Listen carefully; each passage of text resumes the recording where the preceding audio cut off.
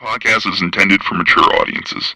The views and opinions expressed are those of the panelists and do not reflect in any way those of the podcast partners, sponsors, or affiliates. Enjoy. Hi, this is Michael Buffer, and you're listening to the Voice of the People. Let's get ready for Boxing Voice. Every day I'm hustling, hustling, hustling, hustling, hustling, hustling, hustling, hustling, hustling, hustling, hustling. Every day I'm hustling, every day I'm hustling, every day I'm hustling, every day I'm hustling, every day I'm hustling, every day I'm hustling.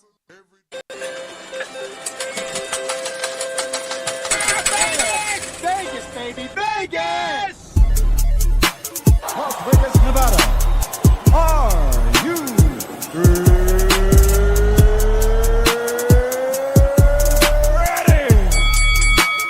TheBoxingVoice.com. Welcome to Las Vegas, baby. We taking over. Ness Heyman. Mr. Vegas, you are Mr. Las Vegas. I get in every fucking gym. They want me there. TBV presents a ring walk with Danny. Ring Walk Danny.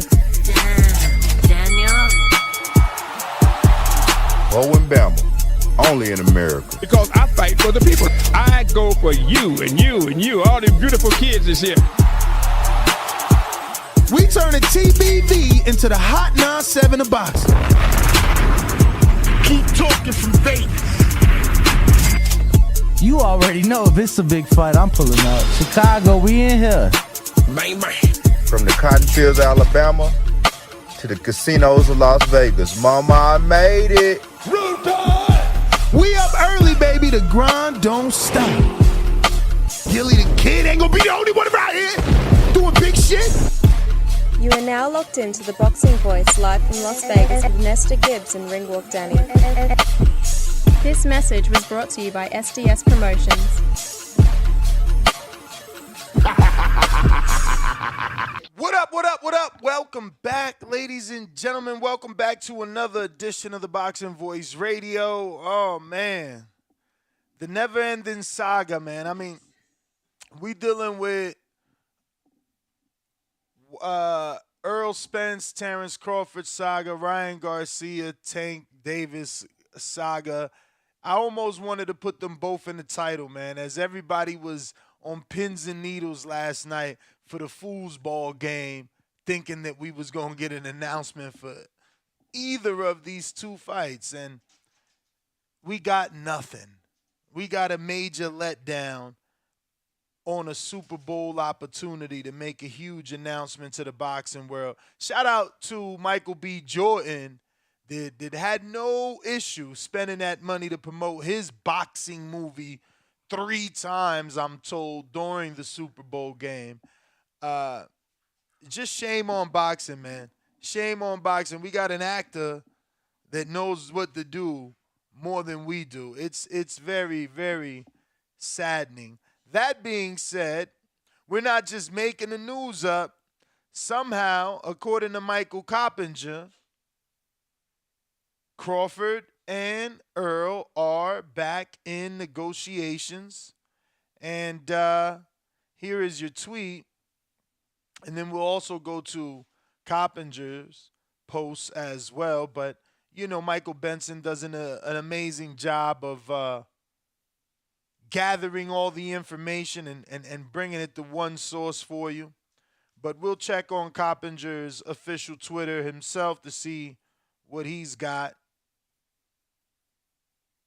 wherever it's at. Yeah, so you see, this is why you use Benson, because shit with Coppinger can get easily buried. And he broke a lot of news this week, and some of it wasn't received well. I don't even see it, but look, it is what it is. We all know he said it. They calling him Michael Cappinger on Twitter because of this news. As you can see right there, Boxing Habit. He is a funny account to follow, both on Twitter and Instagram. I follow him on Instagram, though. Shout out Boxing Habit. But, yeah, man, look at Michael Cappinger. I mean, look, do I believe it? I don't know, man. At this point, you know, they're playing with my emotions at this point is how I'm feeling. It's like one day the fight's on, one day the fight's off, man. Do I want it to happen? Absolutely. Where and when, we have no clue, man. The official report, as I'm saying, is that Errol Spence versus Terence Crawford talks are reportedly still ongoing in the background at this present time. It's claimed that there remains a remote possibility it could happen next, but Spence versus Thurman remains far more likely as it stands. So, far more likely means like, yeah, we're gonna get Keith and Earl. So, we probably won't be getting Earl and Bud Crawford, but to hear this news that they're back in negotiations, that there is a remote possibility, I know that some of us are happy to hear that. Not all of us were content that, we wouldn't get this fight. None of us, I believe, want Keith Thurman more than we want Terence Bud Crawford and Earl to mix it up. So I'm going to just start a poll, man. I'll put everything Coppinger wrote there, or Coppinger wrote there. And that was a mistake, too. That was not sarcasm whatsoever. And we'll just put, do you believe, right? Let's see. Errol Spence, Terence Crawford reportedly still ongoing in the background. Will it happen? Yes, no. Do I put the third option of not this year? Not this year. 2024. At 147. Then I'll put 2024 at 154. So those are your four options. Yes, no, not this year. 2024 at 154.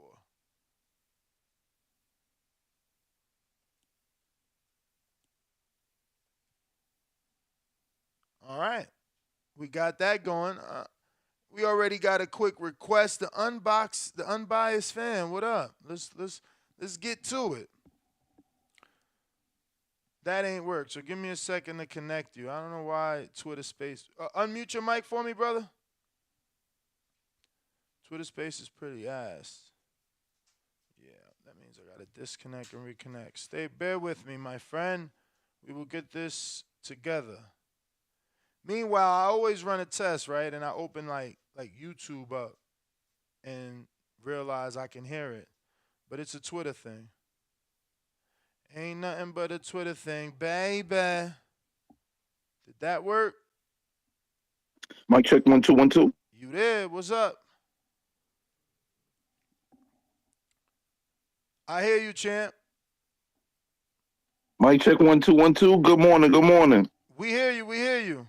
Do you not hear me? Man, come on, man. Yeah, I hear you great. I hear you great. Perfect.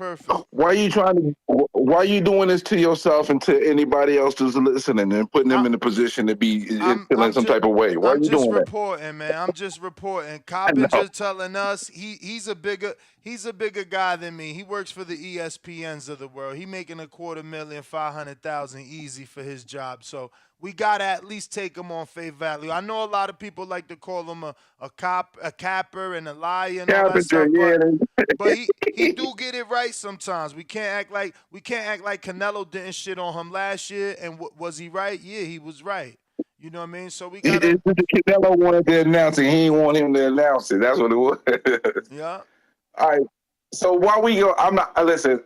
If you can, I wish I could see you right now. I want you to make the blankest face possible. Let me tell you, you could talk about this or the fact that we didn't get no Super Bowl announcement for this or Tank. I mean, you know, because both Tank and Ryan was there. So did they drop the ball? Oh, yeah, they fumbled. I don't think they dropped the ball because I don't personally think they would have been able to get a Super Bowl commercial spot unless they had to fight Shakir 2 or 3 months ago, which is not. I don't think is realistic. So I mean, you can say they dropped the ball, but in true reality, probably didn't because they probably weren't going to get no Super Bowl announcement like that anyway. Because them ads and slots is covered and booked up well in time. What they So, should have did based on is the time, they should have put the fight poster on Rihanna's stomach because that's what's getting all the traction.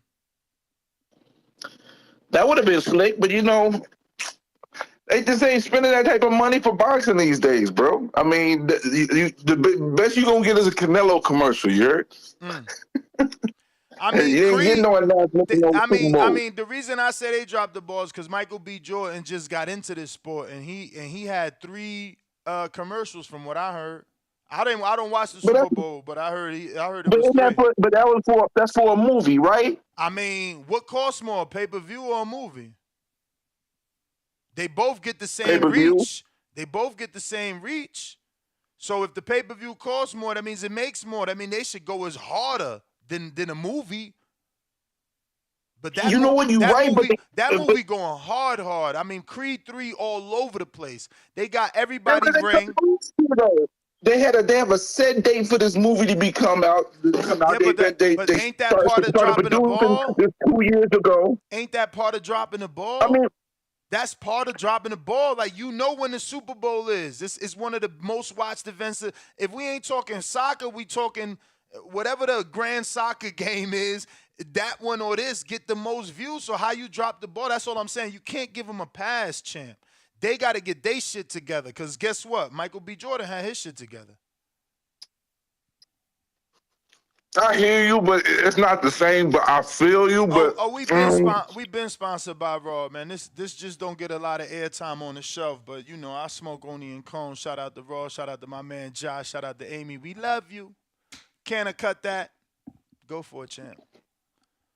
Promo move, yes. But the thing is, I mean, literally, I believe this fight would have had to been like set in stone in like November for them to be to get Super Bowl slot ad space, in my opinion. I mean, I could be wrong, but I think you got to be that kind of far. You got to at least be 6 months in the game before the Super Bowl to even have a chance to be able to get something, Champ, that's cool. That's cool. But then that's still they fault. Google how long Canelo and Mayweather was announced. They went on a 10-city press tour. It was scheduled for 11. Again, they dropped the ball. That's all. They dropped it. So I ain't disagreeing with you. I'm not disagreeing with you. I mean, because everybody's saying, "Oh, this is the biggest fight" and all that, and it's like, is it? Is it really? I mean, I don't know. So what? What's bigger than you? Is Tank Ryan bigger than Errol Crawford to you? It could be. I'm not saying it is a bad thing. I'm just saying I think I want the welterweights more than anything because both these welterweights are proven. Where Tank and Ryan, Tank more proven than Ryan. Ryan, you got that what if factor. What if his speed is too fast? What if his left hook could land? But Terence and Earl is more like, this the one.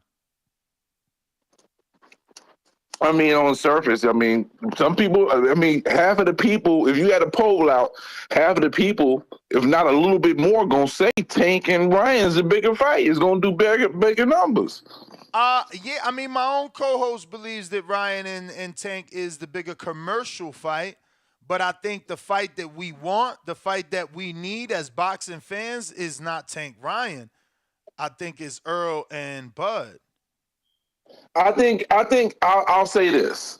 I think if they had to make this fight for November, the Spence, and if they had to make the fight for November in like early August, it possibly would have probably did bigger numbers than Tank and Ryan. Because it would have been enough time for the promo the fight. You would have had like a good 3-4 months. It may have done. Let me ask you this. Do you think this is just what's that phrase?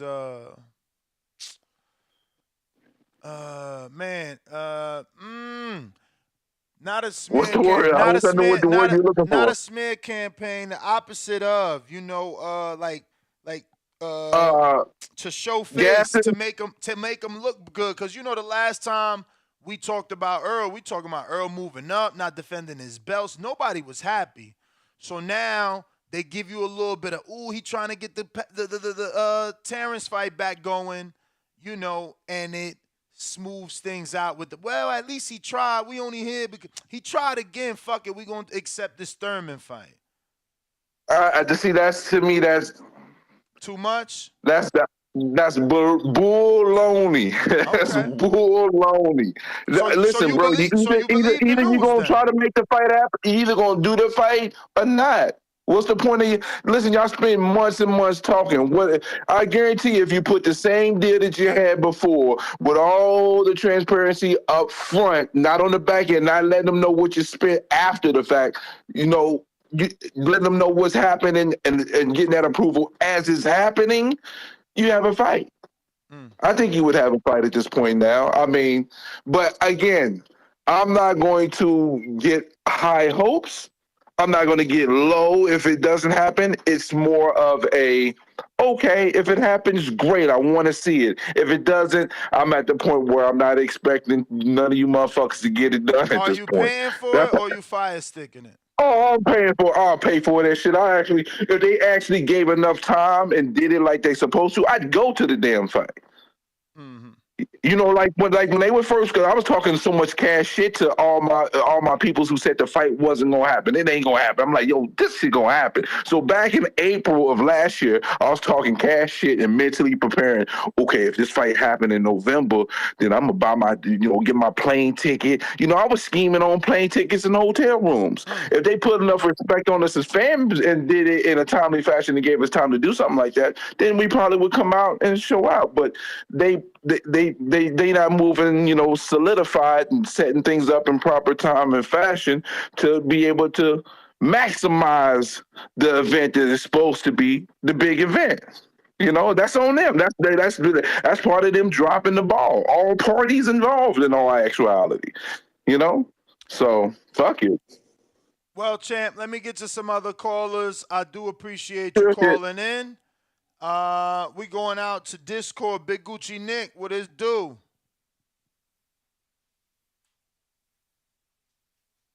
Big Gucci. Yo, what it do, man? What Shout out up to with Box. ya? Everybody smash that like button and smash that subscribe too, man. Pound for pound, the best podcast on the planet. Yo, and that's where Danny at, Brody. He's on his way, man. I guess because of the Super Bowl, all the Ubers is backed up. Oh, yeah. It's like he said it's like a surge in Uber requests and shit, so. Yeah, man. Man, I wasn't even watching the Super Bowl, man. Boxing the only sport I watch, man, for real. Like, tell me about it. I didn't even tune in. I didn't even know who. I heard the Chiefs won or whatever, but I didn't even know who the other team was they were playing, to be honest with you. Bro, But, I don't even know who the Chiefs is. I know, right, man? But yeah, man, that's big news for me, guys. Holy shit, man. You're telling me one of the biggest fights in boxing is back in talks, Errol Spence and Crawford, man. Holy shit, bro. I'm fucking praying to the boxing gods that we get this one, man.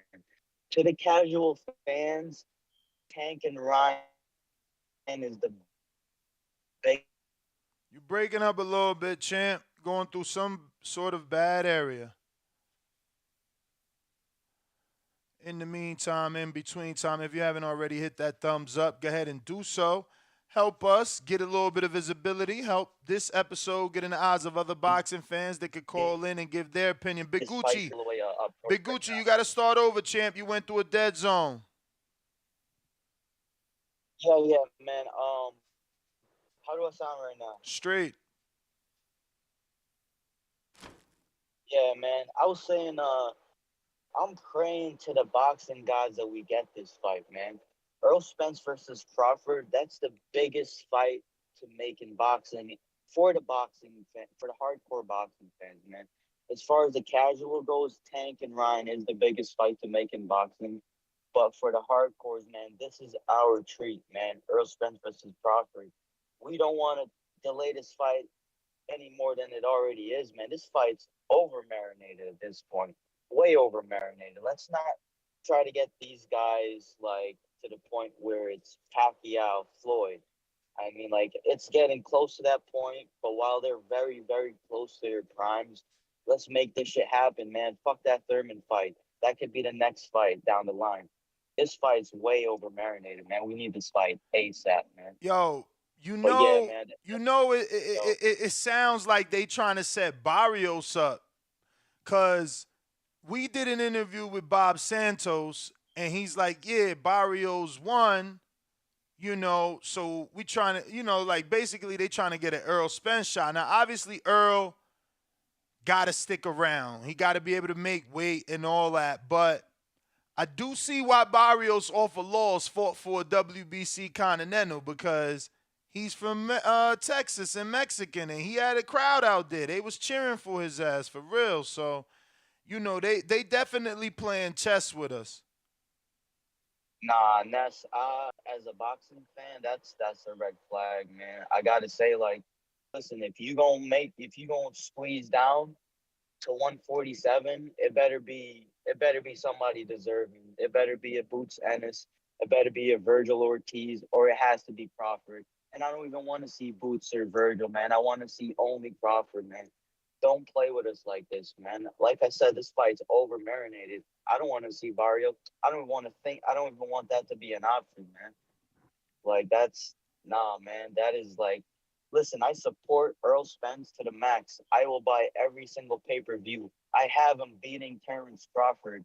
But if he fights Mario Barrios, that's where my streak ends. I'm not paying for that shit, man. I mean, again, just because Barrios' team wants it don't mean they'll get it, but they certainly positioning themselves.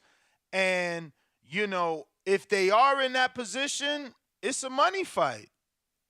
Tank did it on pay-per-view. Keith did it on pay-per-view. It's a money fight. The kid got a fan base. I mean, we got MC in the ring over there, and she was in the building. She could tell us better in a bit, but I was watching the fight. Barrios had a fan base. I mean, but look at that fight, man. There's no competitiveness to that fight, man. I mean, I don't know. Was it Ron Boy Fresh? I mean, someone told us before the Barrios Giovanni Santiago fight that Barrios knocks everybody down. Sure enough, he got a knockdown and a stoppage. So, the one thing I said was he get the stoppages on the Giovanni types. He ain't stopping the Tanks and the Thurmans, and he ain't stopped Akakov or whatever his name is, but he dropped his ass twice and once in the 12th. I like Barrios, man. That's Alisteca, man. He the warrior, but like they should make him and Thurman too and shit, just so we can't get Thurman Earl and shit. Make him fight again. Caesar, what up, baby? I hope everything's good. I ain't heard from him in a minute. Yeah, man. I don't know if I want to see that Barrios fight, man. At least with Earl, man. The only fight, like the Boots and Virgil fight's barely acceptable, man. Like the only fight I want to see is Crawford. You know what I mean? So that really shows how much. Hold up. Boots versus Earl to you is unacceptable or barely acceptable? Wow. If the Terence Crawford fight is a possibility, yes. If the Terence Crawford fight is a possibility, those fights don't mean anything to me. I like it, man. But yeah, man, that's my call on this. I gotta get to work here, man. But No keep worries. up the great work, man. Thank you for the great call, champ. If you're on Blog Talk, I need you to press that one button at least one time to get you on the line and let you voice your opinion. I'm going out to what looks like Marlon So Icy. What up, champ?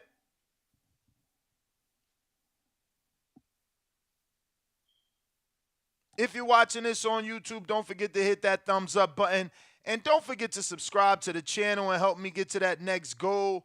Right now, we need about 400 more people to get to that 165,000. Marlon, I need you to unmute if you're ready to rock and roll. What's up? Can you hear me? Yes, sir. What's going on, champ? Oh man, I'm just calling to give you an update. I don't know if you seen or heard. Yeah, of course It I was not a watched, man. Of success. course I watched. You know, it was good up until it lasted, man. It was unsuccessful for me, man. But it was all due to um my own mistakes, not due to anything saying that he wasn't a good fighter or I anything. seen But it was that just post that you. I don't really get that, and because you're a friend, I'm gonna allow you to explain it. But what is you saying there? Because you said it's the food. I that's the only thing I could because I felt sluggish. So after weigh-ins, I'm eating my pastas and all of the stuff to get my carbs back in, which part is normal. But the day of fights, I usually probably only eat one meal. I ate two meals, and then at 4:50, I ate my like burrito tacos and quesadillas and all of that stuff. And I just think that set with me wrong. So it just felt heavy and sluggish. That's the only thing I think from that. But that was my only reason because I didn't feel like I could move properly.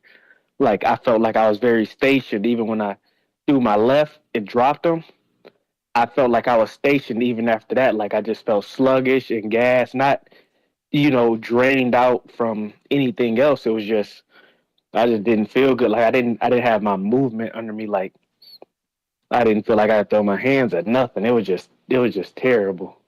Mm. Well, That's the only reason why I mean by that. Like it was just like I felt like that had to been the difference because I've been eating clean, and then I throw greasy food in me, and then I just feel like that's the only thing. But it wasn't like his punching power obviously wasn't there. He punched pretty okay, I guess, but it wasn't like, oh snaps, it was too overwhelming. It was just like, what the hell? And then right before the fight got stopped, one of the punches didn't put a goddamn crook in my neck. I was like, God damn. So like when I went down, I'm like, when the ref stopped it, I just like stayed right there and then in that kneel position, and I was like, what the freak? But it was all good, man. It was just, I guess, just getting back to it. So it just sucked. It sucked because I didn't get to perform, and I felt too amazing, but it just didn't work out for me right there. yeah, man, it's an unfortunate situation. I would recommend getting a couple wins, man. You know, Yeah. I think it'd probably be necessarily more of a rebuilding stage at this point.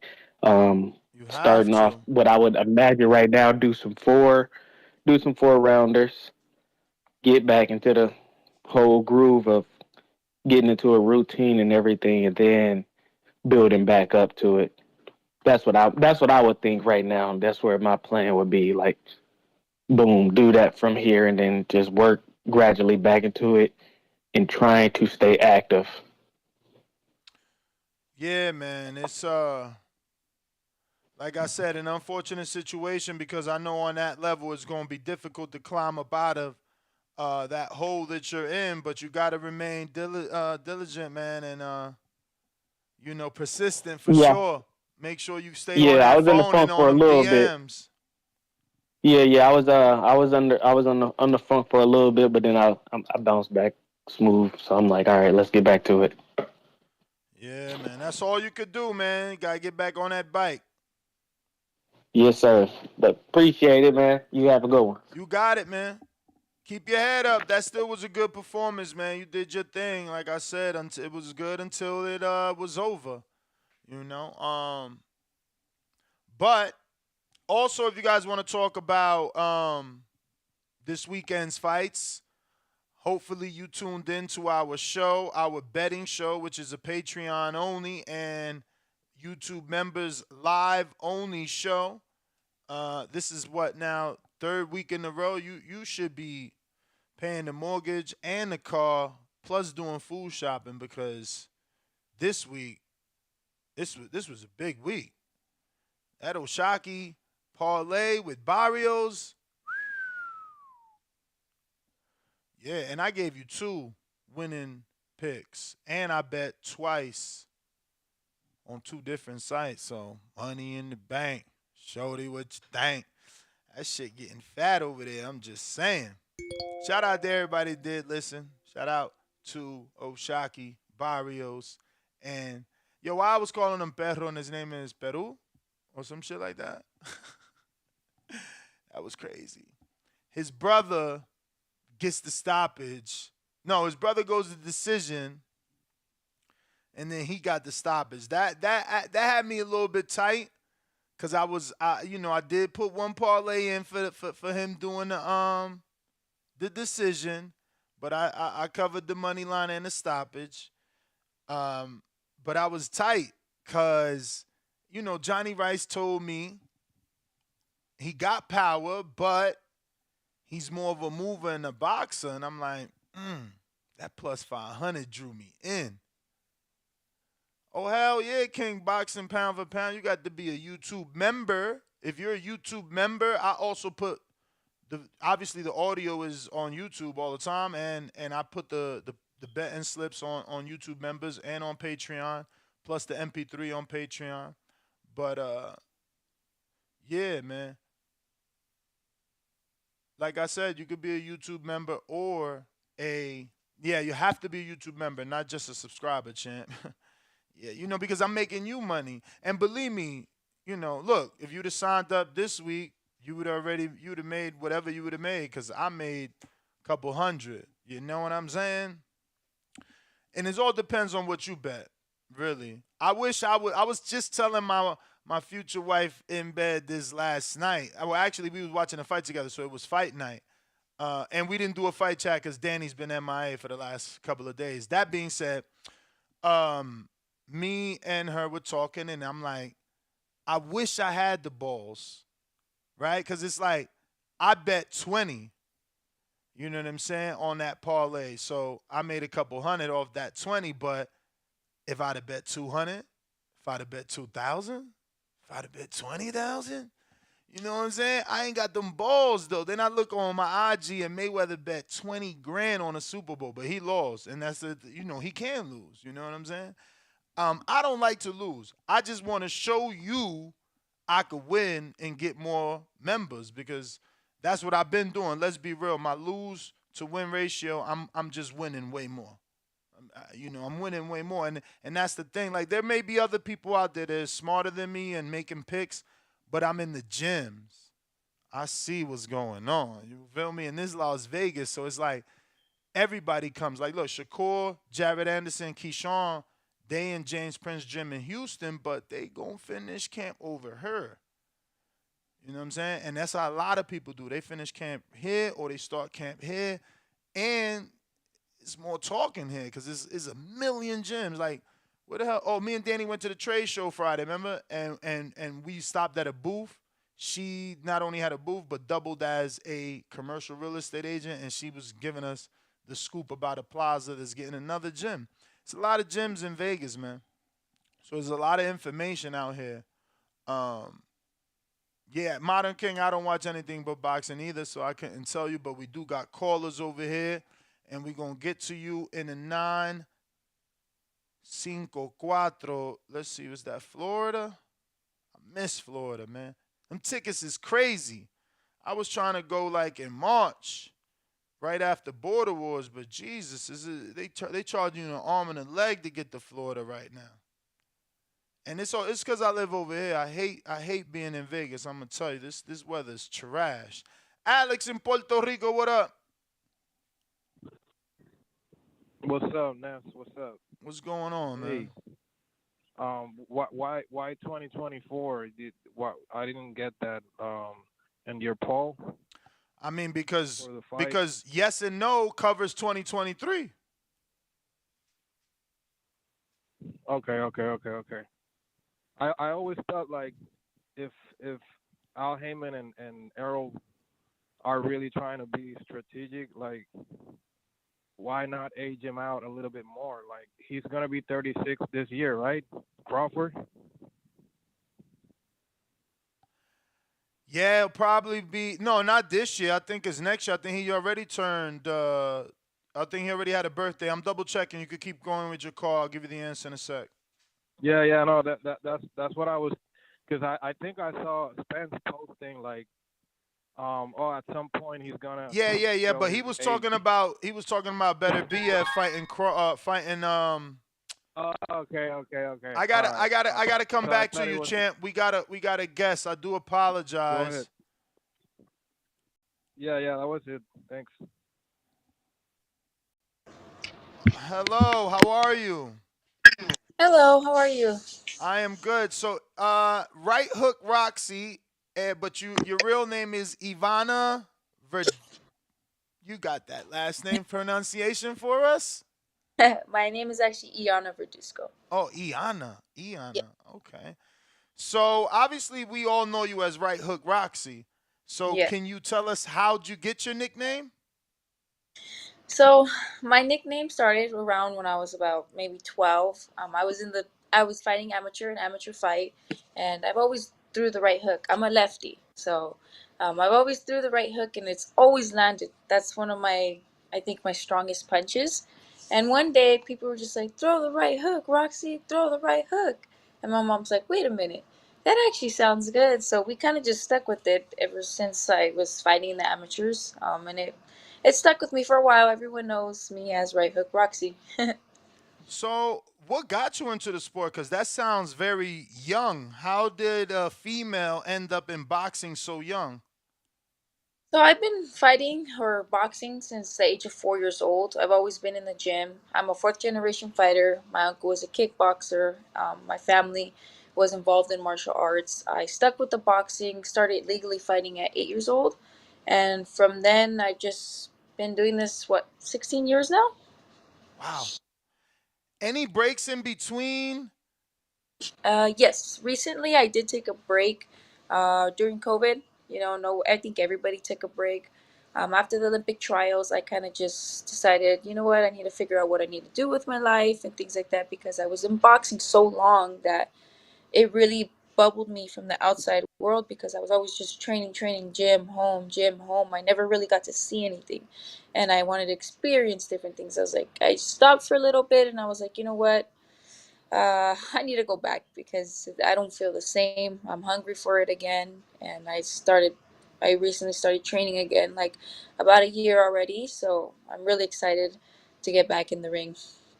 So, what was the decision to go professional though? Because we've seen declarated amateur females specifically not turn professional and go for the gold or just continue to fight as an amateur.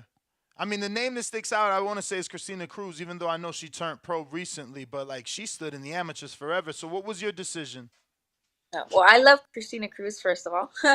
She's a really nice lady. I decided to go pro because, first off, they're not going to have the Olympics in 2028. Boxing is done for the Olympics. So there's no reason for me to keep staying.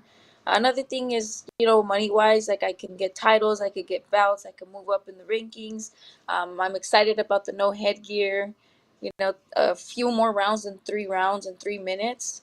It's a lot different. I love the amateurs. It was really good for me. I got a lot of experience. I racked up a lot of titles and my resume's there. It's just, amateur boxing wasn't for me no more. I just decided to turn pro because it's something that I've been waiting to do and I finally did it. I gave my shot in the Olympic trials, everything. I tried everything and then COVID happened. So at that point I was like, you know what? I'm just going to turn pro. There's no reason for me to keep staying here. So, what was your decision to go with Black Prime? Because I'm sure with your amateur background, all of your accolades, there has to be a lot of promoters seeking you out. It seems, or you can correct me if I'm wrong, but it seems like you're independent at the moment. Yes.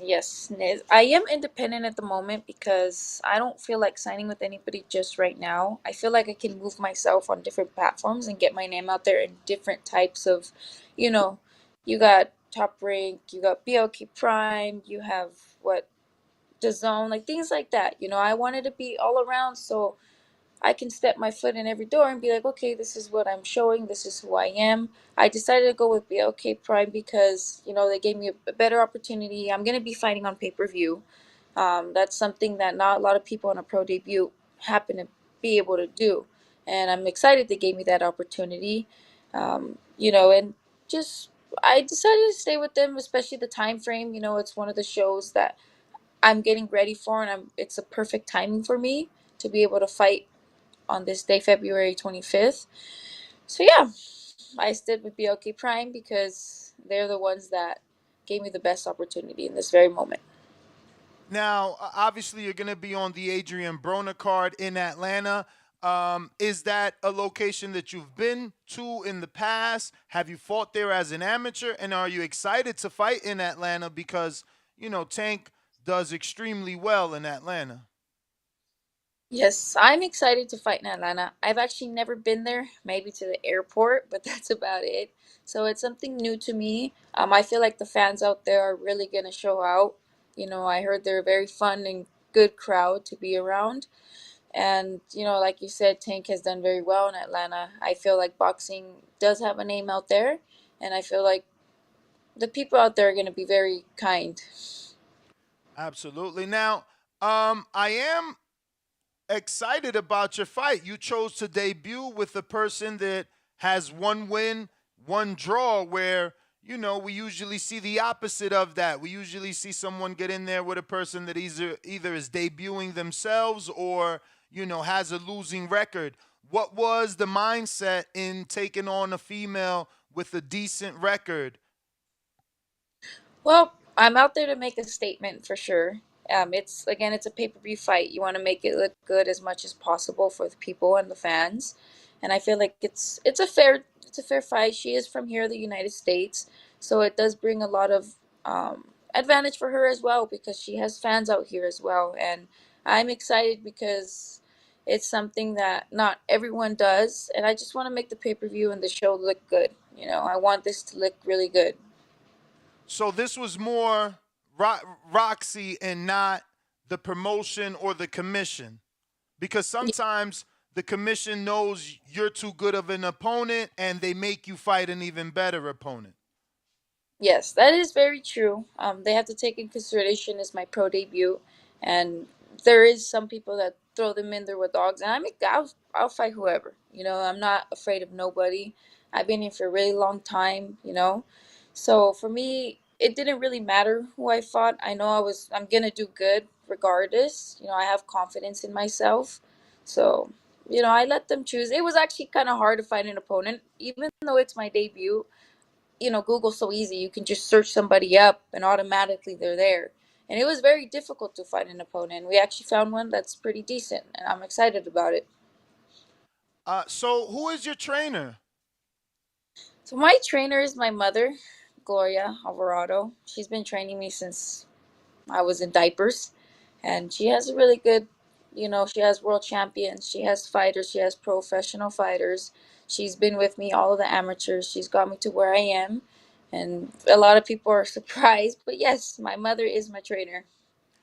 But surprised why? I mean, because the first thing you said was she has world champions. So my antennas was up, and I was ready for the follow-up question. Who are her champions? So she has Yocasta Valle. Oh Uh, wow, I know yes, her. I was just in Acapulco with her.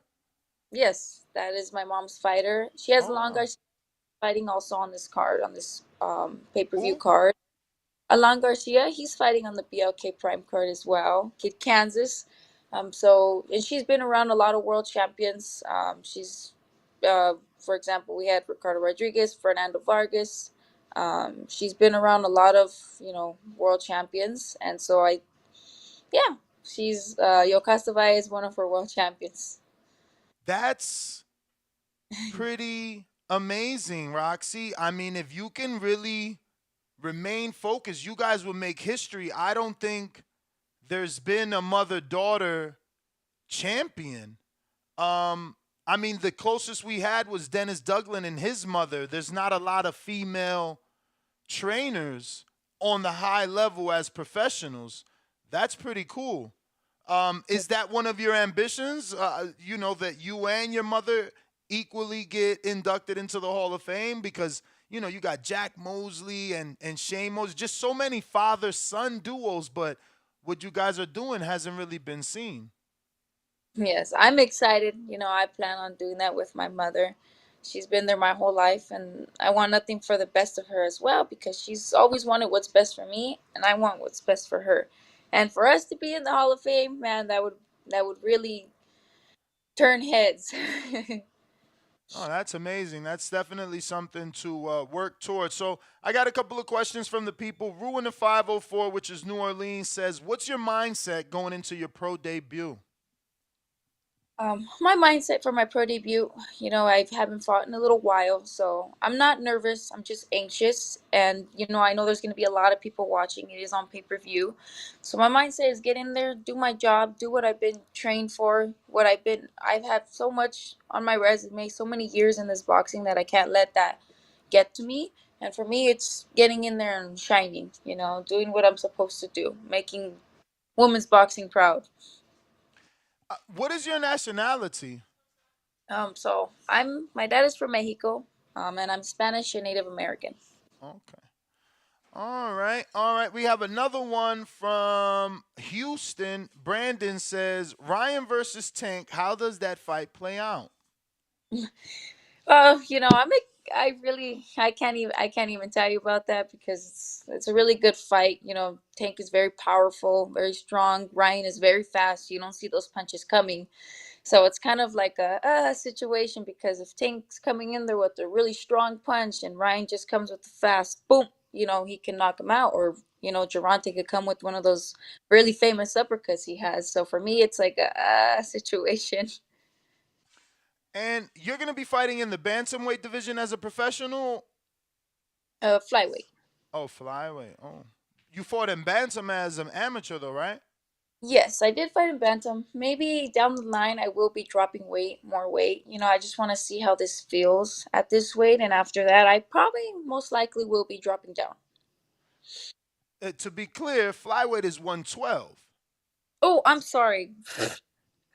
I'm sorry, 126. Oh, featherweight. So you're fighting Yes, at featherweight. it's early in Okay. the morning. No worries, no worries. All right, well that makes it things better because there's more.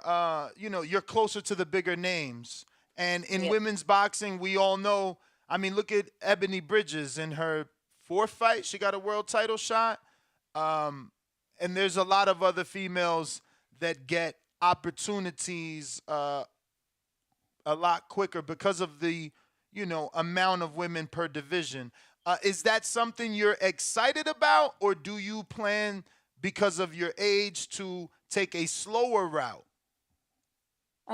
Exactly. My weight class, there is a lot of wonderful women in my weight class and weight classes under me as well. And I've seen that they get really good opportunities in the 4 fights, 5 fights. For me, I want to make a statement. So when I get that title shot, I'm going to go for it. It doesn't matter how many fights I have because I do have a lot of experience in this already that, I'm not really afraid, or and I'm confident. I'm not, cocky about it. I'm just confident that it's something that I'm willing to do regardless of how many fights I have. So whenever that opportunity is given to me, I'm going to take it. So, you being a southpaw, was that natural or by design? So I'm ambidextric. I write with my right and I play all my sports with my left. Even as a kid, I've always been a lefty. So it's kind of weird. I try to be righty and it just doesn't work for me. I can switch up when I want to, but again, I eat with my right and I write with my right and I play sports with my left. So it's just a mix of both. Has that given you an advantage mentally or physically in the ring? Because some people, like to say that they're orthodox fighters, like they complain that oh, it's not easy to get southpaw sparring, like because there's obviously a lot more orthodox fighters than southpaws, so that may put you at an advantage. Yes, being a lefty does have its advantages and disadvantages. Again, when people are fighting and they're righties fighting another righty, they don't want to spar me because they don't need lefty work. And that sometimes messes up with my sparring because no one wants to spar me because I'm a lefty. And as for fighting, it gives me an advantage because, again, not that many people fight lefties and it's hard on them. And my angles and my punches come from different angles. And then it's a disadvantage sometimes when you're fighting another lefty because both of us are, in a sense, confused. Like, whoa, there's another lefty. It's like a righty, and our punches are coming from different angles. So it has its advantages and disadvantages, to be honest. And are there any specific southpaw fighters that you like to watch, being as though you're a southpaw, or is your style all your own and has just developed itself in the gym? One of my favorite fighters is Lomachenko and Rigondeaux. Rigondeaux because of his footwork. Lomachenko, he is a lefty, and I learned a lot of angles from him. And especially when I was in the amateurs, his amateur style was, really great. No one could really touch him. And like for example, he went on his pro debut. He fought like someone very recognized, and he did a really amazing job. So like as a lefty, I look up to him a lot, and my style comes from different fighters in general. I like to mix it up. I don't like to be just one dimensional fighter. I can be a boxer and I can be a brawler as well. Absolutely. So I wanted to ask, obviously you have your mom in the corner. Who's going to be your cut? Do you have a cut woman or a cut man for this fight? And do we know them? I'm not really quite sure yet about that. My mom usually figures that out. She figures out everything. So that I quite don't know yet. For sure, for sure. I mean, probably not expecting to get cut. That would be horrible. So, do you consider yourself to have power? Are you a boxer puncher or a boxer? See, in the amateurs, I was very just boxer puncher. I was more moving around. Now in the pros, you have a little bit more time. You have more rounds to figure things out. In general, I am very strong. That I'm a tough girl. I'm very strong. So that already is natural for me. Moving around, I have good footwork. So it's a mix of both. Like I had previously said, I'm a boxer and I can be a brawler depending on who I'm fighting and how they are as a fighter. Touching back on that sparring, are you sparring females or males? Because again, not only are you a southpaw, but being a female, there's just a less pool of women compared to the men. So, are you forced to fight men spar men? Excuse me. Yes. Before in the amateurs, I used to spar boys all the time my whole life because there wasn't really that many girls around. As I got older, the girls started popping up from here, there, everywhere. So I'm able to find female sparring, and it's really good. Sometimes it is tough because either they're not fighting or they're working or they just don't want to spar a lefty in general. So it's kind of tough to find sparring, but I do find female sparring now. And that sparring, are you doing 2 minutes or 3 minute rounds in practice? Right now, I'm doing 2 minutes to get adjusted because, again, the amateurs is 3 minutes when I was fighting, and right now it's less time. As a 2 minute rounds, you have less time and it's more punches you pretty much have to throw because the time is cut short. So I've been sparring 2 minutes, and here and there, I'll do a 3 minute round just to get my cardio going. And that's what I was going to ask. Have you just dialed it to 2 minutes to get acclimated, or was the whole 8 weeks 2 minutes? So yeah, the sparring was 2 minutes, and then sometimes I would be training at 3 minutes. It just to work on my cardio as well, so I don't get tired out after 2 minutes. And what's your thoughts on the difference between men and women doing 2 minutes and 3 minute rounds? I've been to a lot of the WBC conventions. It's been something that some of the women in boxing want to change. Some of you want 3 minute rounds. I would say the other half wants 12 rounds for 2 minutes. Where do you fall at, or do you not have an opinion because you haven't had your pro fight yet? Well, I definitely have an opinion about that. I believe we should have 3 minutes, just like the men.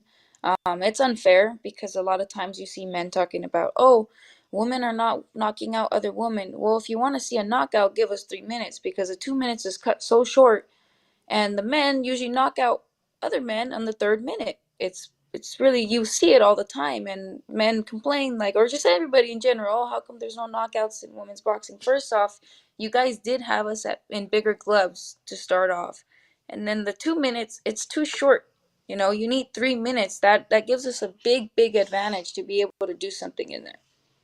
So again, being at the convention, there are some people, and I want to say Mauricio Suleiman himself is one of those that believe by women having 2 minutes, it forces the action because they're cut 1 minute, so you guys are forced to fight.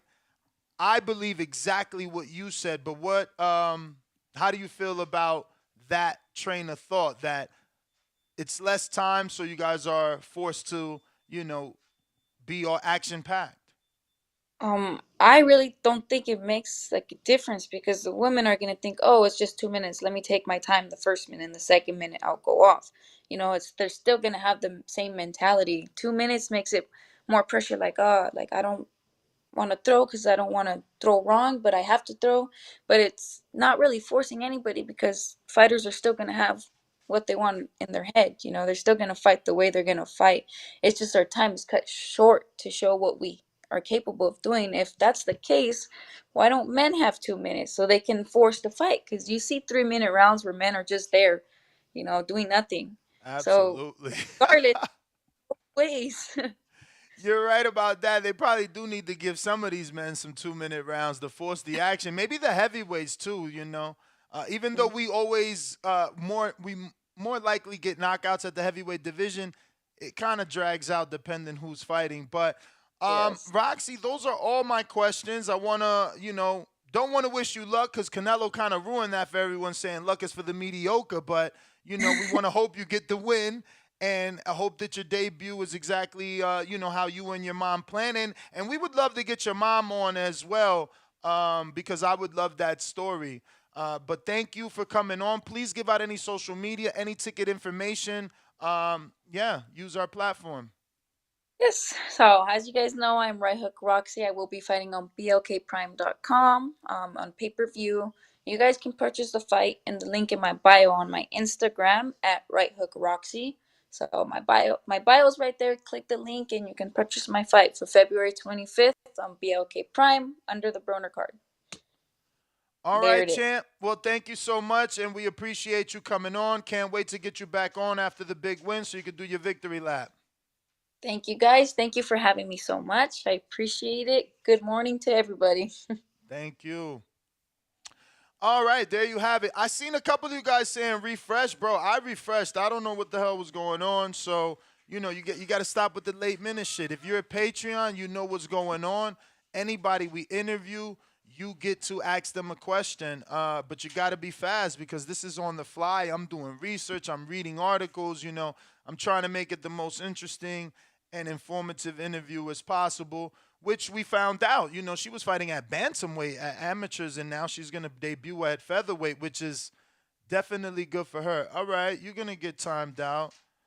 I mean, Jesus, bro. Like, you guys have no... I will find you! That's my favorite movie quote from Superman. Where are you? Where are you? This pervert. Where is he? Canna, get that guy, man. Can't find him. So many people. I will find him, though. I will get you. Where is he? Fucker. I'm going to find it. What up, though? We back on the phone lines. For anybody that wants to call in. I got Matt Bent 100 with a $2 super chat. He says, great interview with Roxy. Speaks well. There he goes. You're in the Phantom Zone. That's the problem, man. You guys don't respect. Like, the first thing, oh, where's your OnlyFans? It's like, bro, punch you in your freaking nose, man.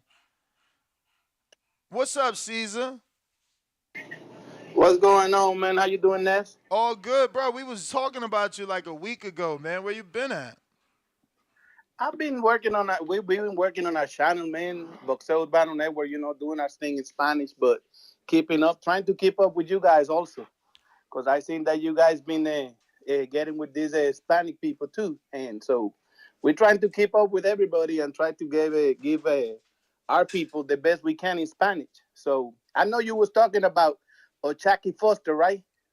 Yeah. Talking about Ochaki Foster. Remember, we talked about him when Moncho Lebron beat your boy over there in Top Rank also. And you know, Moncho is coming now in April, back in April, to the Versus ring, who? and they haven't announced yet. They haven't. Well, no, he's going against Nova. He's going against Abraham Nova. Oh, wow. It's Moncho and Abraham Nova in that Robesi and the Bowie fight. Is that 1 April. But you're saying it's not announced? It's announced. It's already announced. It's already announced. He signed up. Moncho signed with Peter Kane.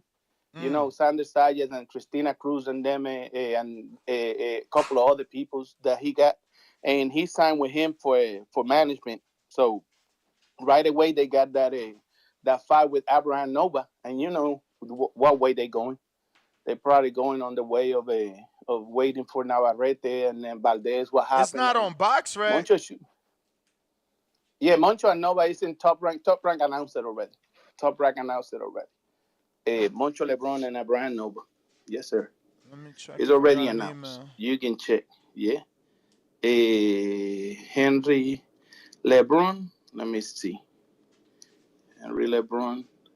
BoxRec, right? And yeah, it's not in there yet, but yeah, he's going against Abraham Nova. It's announced by Top Rank. Top Rank already got Yeah. I think. Yes, Let me see. I don't know. It's not coming up. Yeah, it's in there. They already put it out. It's a him and Nova 130, and Sanders Sayas going against a Mexican guy. I forgot his name right now. And there's a couple of Puerto Ricans add to the equation, and El General Vargas is going in there too. So it's gonna be a good card in Tulsa, Oklahoma. Jeremiah Milton's on that card too.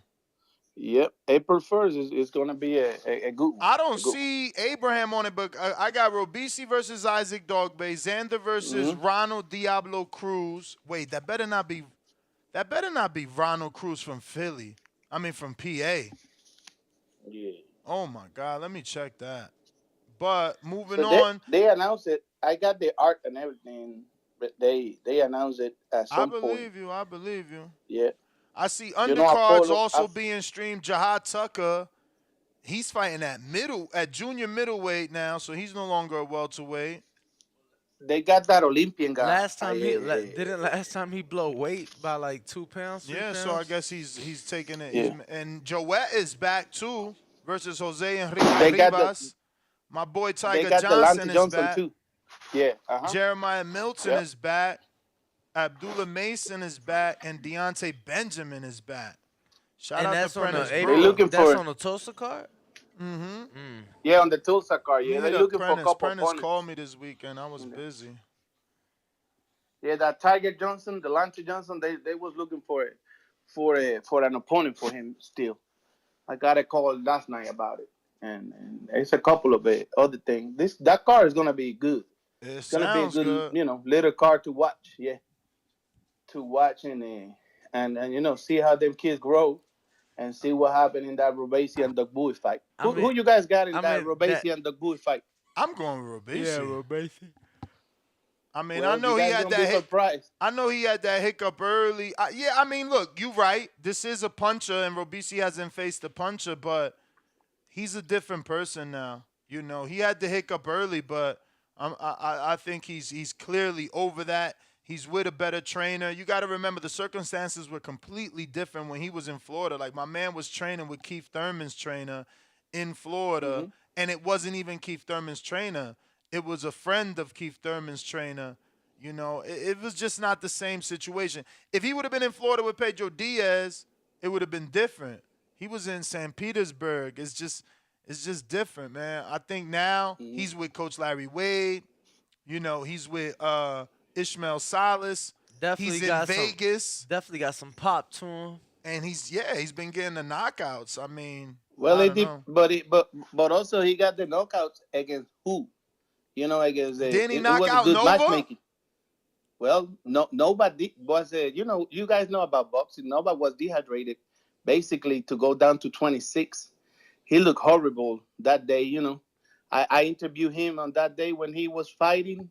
He tried to come up to 144 I that mean, day. I don't know He about. hydrated. I don't know. I mean, he had And 3 fights at that weight class. So, like, why are we gonna say the third one is the one he was dehydrated at? no, he didn't got 3 fights at that way. He was in Yes, the he other way did. before. He had. He had. Uh, Well, look at the weight. August 14th, Look April at the weight. 15th, and Look June at the weight. 18th. 126, They all 127, 126, 125. mm, nah. The one before the 127 was He 131. said, 131. Exactly. No, no, Exactly. no, He no, was no. he You're was not at listening. 130. You're not He was listening. at 130. But the one, Mhm. I said the one before. That means he Four. had 3 fights. So the fourth.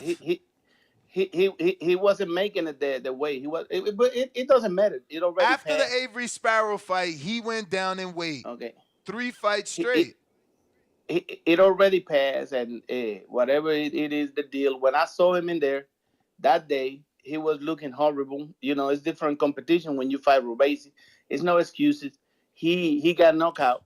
Okay, it's good. But what I'm saying is, who Rubasi knockout? You know, it's been good matchmaking, or it's been that he really had power. You know, that's what we Yo, got to I look. And would, also, you know, I don't want to like argue with you because I was no, wrong. me neither. No, Me no, neither. no, no, no, no. I'm not saying it like that. I'm just saying I was wrong and you was right the last time. You know your fighters, but I would say I mean, Dog Bay's not Puerto Rican, so I don't know No. how much do you know about him because he bust on the Well, scene. He got the Jesse Magdaleno win, but like I then mean, after that, then he went to Navarrete. When Navarrete surprised him, I was there because it was Lomachenko and a Pedraza fight with the was that undercard. a surprise or is Navarrete just of that cloth? Because Well, he's now a 3-time champ. We gotta start no, giving no, him no, credit. no. But what I'm saying, I give it all the credit to Navarrete. What I'm saying, it was surprised that time because nobody even on that day, nobody even talked to Navarrete. He was the side B. He came with like a little entourage, you know, a couple of people with him, like a normal B-side fight, and he surprised the world, beating the world champion. But it wasn't no surprise because we know now after history, that the guy is good. You know that the guy making it, that the guy 3 division world champion and all that. But at that time, in that December time frame fight when he captured his first belt, he was surprised. Nobody even know much of Navarrete, you know, Just but like, the just people like, that just like, not many people knew too much about Dog Bay when he Dog Bay, yeah. So let me You know what I'm ask saying? you a question. Mhm. What does Navarrete do better than Robisi? Well, no, Navarrete got more reach. Navarrete stronger. Navarrete got more reach, and Navarrete is Hold an on. What are awkward you basing the fighter. strength off? What? Because you're saying he's stronger. What are you basing that off?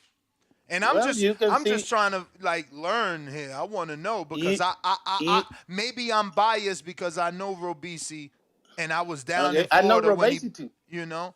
Hmm. So maybe And I I'm know the biased. story too. Yeah, but the thing is, you can see Navarrete how he find his way to end up all these fights. You know, so obviously it's not a science. You can see Navarrete stronger than and Robesi.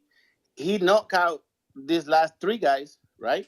But you see how much trouble he got not to knock out the last one, the Argentinian guy.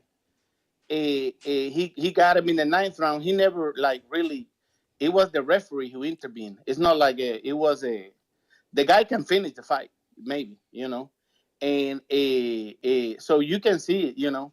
The guy in Scotia, the guy in Scotland, he was a guy that, you know, a good record, a good matchmaking, but the guy can even stand himself, you know. So it's been, you know, you can see it. And also, the other thing is, you see how Robesi changed his fight, which Larry Wade told you guys in the interview that he got him standing. You know, now he don't have him moving around in the ring much, and Doug Bowie gonna make him move. Robesi don't like to run. He don't like to run. He went to Puerto Rico to train with all Tito Trinidad trainer, right? And the report is he don't like to run. He don't like it. He don't like that. Now he's doing it in this camp because he been listening to us that we've been saying all these things. Because Dogbo, he gonna make him go around the ring. He's gonna make him go around the ring. So it's gonna be tough fight for him. And if you see the Argentinian making move, and if you see by the ninth round, it wasn't the same Robesi. You know, I look at all these fights, you know, closely. So I'm going with Dogbo in this fight. By any word, Robesi never been to 12. You know, he never been to 12. This is going to be his first 12 rounder. He been 10 rounders, but not 12 rounders. And so that's what I'm saying. It's going to be the fight that he had to move more in his career, and against a good ex champion. What's going on, Dan? So let me ask you one question, right? Cause you know I've been actually in camp with Dog Bay, and you know recently, and I'm curious, like, bro, he don't make the fights easy for himself at all. Like he didn't stop Joette either. And Joette be in front of you, and he struggled with Joette. Like Joette not hard to find. And Christopher Diaz, hasn't he been knocked out? And he couldn't knock him out. But this is not always about knock him out. He convinced the judges in the Joette Diaz. Barely though. That's what I'm saying. They all close fights. But that's what I'm saying. But Robesi's better than Christopher Diaz and Joette Gonzalez. Yeah. And I mean mechanically, like the way he throws his punches. On your eyes. Okay. Yeah.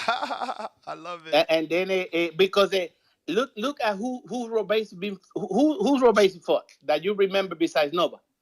Besides Nova and the ones that I told you before them three that I told you. What's before that? What's before that? You know, he just busting on what's the before scene. That's it. So but he got 11 fights. He got how many people? No. Hold on. How many people did Shakur Stevenson fight before his Joette Gonzalez title fight? Go ahead. Say it. No, but what? It's the same thing. No. It is the same thing. That's your it's different animals, you know. Shakur Stevenson didn't lose his first. Shakur Stevenson didn't lose his first fight. Okay, so then name someone before Joette. Then he didn't lose. He didn't lose like Robesi. So that means the matchmakers gave him better opposition. Unlike Robesi, Robesi lost. They had to dial him back. Come on, let's be honest. Okay, so name someone before Joette. But you know the dialing back a guy that is two-time Olympian, right? You say a guy that is two-time Olympian, right? It's crucial, you know, the way they dial him back, but it's good. It's like you said early. You might be biased because you know Robesi and you've been a little big on inside his story in the United States. You're right. Right? And it's great. And it's great. What I'm saying, I can be biased. I'm Puerto Rican. My partner in the program, Boxeo Urbano Network, is a Cuban, right? He going with Robesi. I'm just telling you what I know and my experience in boxing, you know. So look, and the answer it's like I told you with Christopher Moncho. It's like I told you with Moncho. The answer was Christopher Diaz. That's who Shakur fought before Joette. So that was the other good name that I can remember. The same Christopher Diaz that Dog Bay beat by majority decision. Like, I don't know, man. But so you watch boxing about what's the end result is or about styles, because styles may fight, not the end result of the other fight. I know. Let me tell you something. If you do a triangle, trying to pick, the only triangles it's crazy. I know is the triangle offense that Jordan ran and was the best fucking basketball team ever. Look, I know that George Kambosos was the split decision or majority. What was it? He was split a majority decision king, right? And I see the same shit right here with Dog Bay. I know. Come on. I know. I know that if you like that, and if you're like that, you're gonna make it clear for the judges. I mean, look, not have one judge going this way, bro. That's 3 fights in a row. You're making it seem like you're making it seem like he's doing something so much better than Robesi for it to be crystal clear. The important thing here is that this is recorded right here, like a Henry Moncho LeBron time was recorded. And I tell you guys ahead of time to just be careful. You know, you guys. No. I need you to stand on it because you can't get that off and then come back and say, "I told you be careful." Be careful. Don't mean you picking dog bait. Why you picking dog bait? No. I'm picking dog bait in my program every day. That's our topic. Okay. I pick dog bait. Damn, y'all talk about dog bait every day? That's a sad program. No, but Robesi always come up. We got a lot of Mexicans, Cubans, and all that, and Robesi is the topic. Always come up. Always. These people don't get tired of Robesi, and we make our numbers out of this kid. You know, these people talk. They like to talk. They like me to talk about Robesi every day. I said Robesi's been bad managed too. His management is crazy. He don't have no endorsements. In the beginning, it's crazy. In the beginning, but he changed all that. Right now is the same. But I know the whole story, bro. I've been inside, but inside. How is right now the same story? Yeah, it's kind of the same, but we're gonna need a program to talk about the whole thing. You kidding It doesn't me? matter. This fight wasn't even a title fight till like 3 days ago. They doing beautiful for him. No, it's always been a title fight. It was just a matter of time. It was a matter. Navarrete could have said no. He could have said no. What's gonna do? No, it was the obvious. We gotta keep it real. We gotta keep it 100. It was obvious. It wasn't. It wasn't a surprise, a secret. Navarrete was gonna leave that title. The WBO did it on their convention. Always do it. Look, they always do it. They always keep the title, and then we give you 10 days for you to decide. We knew that if Navarrete win this fight, that he did it. He wasn't gonna go back down to 126. He don't need to. He need to keep going up to keep trying to make more history for his legacy, and that the title was gonna be vacant, and then they was gonna give him the shot. Now. A lot of things happened. This fight in Tulsa. Imagine that in Tulsa, Oklahoma. A Cuban and an African guy in Tulsa, Oklahoma. Now, Top Rank said, "Well, let's put all these Puerto Ricans, Mexicans inside there," which you guys already look at there. Nah, it's a fight town, man. You don't need to have a race there. It's a fight town. So we've been there twice already. That should be sold out. You think they sold out Robesi and Dogbo by himself? Ain't that the spot next to McFadden's? Hell no, bro. You thinking of Arizona? They in Oklahoma. Not Arizona. This is Tulsa, Oklahoma, brother. Oh, that's why Jeremiah is on there. That's why Jeremiah is on there. Exactly. In a 2,700 site, 2,700 seat site. Damn, I thought this was in casino. No, this is in Tulsa, Oklahoma. So where would you have liked to fight? Because I'm not going to lie. He going to say Miami. He going to cater to the Cuban. No, not really. Not really. They can do it in New York. They could have did Orlando. They can do it in New York. They could have did Kissimmee. They can do it in Orlando. Yeah, they can do it in Orlando. Kissimmee because of Xander and Robesi. And this ain't me being funny. This ain't me being funny. This ain't me being funny. Hold on, before you let it go, Caesar. Before you go, I gotta know, brother. How many thousands did you lose on Robesi's professional debut? He didn't lose. No, neither. No money. You know, no money because think about it. His debut, he was a super favorite. You had to make money as betting on the underdog. No, I mean the other guy. Yeah. I'm trying to figure out where hatred, where the dislike comes from. No, it's not a dislike for Robesi. Don't get it wrong. Everybody based their their opinions on it's a dislike. I don't dislike the kid. Kid is great. Now, what I'm saying, and I never bet against him. I always know he got Capu Gonzalez, Henry Moncho LeBron's cousin, right? And he beat him, right? He beat him. That's his best fight around, right? And then I always bet on him. It's always been Robesi. Now that I'm keeping it real and that I'm saying what I know, everybody said that I dislike the kid. I don't dislike the kid. Kid is good and all that. He ain't enough for Dogbo. That's it. And if that wrong, and that I'm fair. saying that. No, that's fair. Dog Bay is a former world champion. He's been in with the tougher opposition. It's fair to say that. I'm telling you what I know about the kid. I tell you what I know about boxing. I know the kid don't like to run. He's doing it now because he been listening. He listened to our program. He get mad. He answered me everywhere. He threatened me. Also, he mad at me and the whole thing because I'm against him on this fight. And it's not a problem, but I'm explaining why. And if we see that in the fight, yeah, but if you say he don't like to run and now he's running, shouldn't you reassess?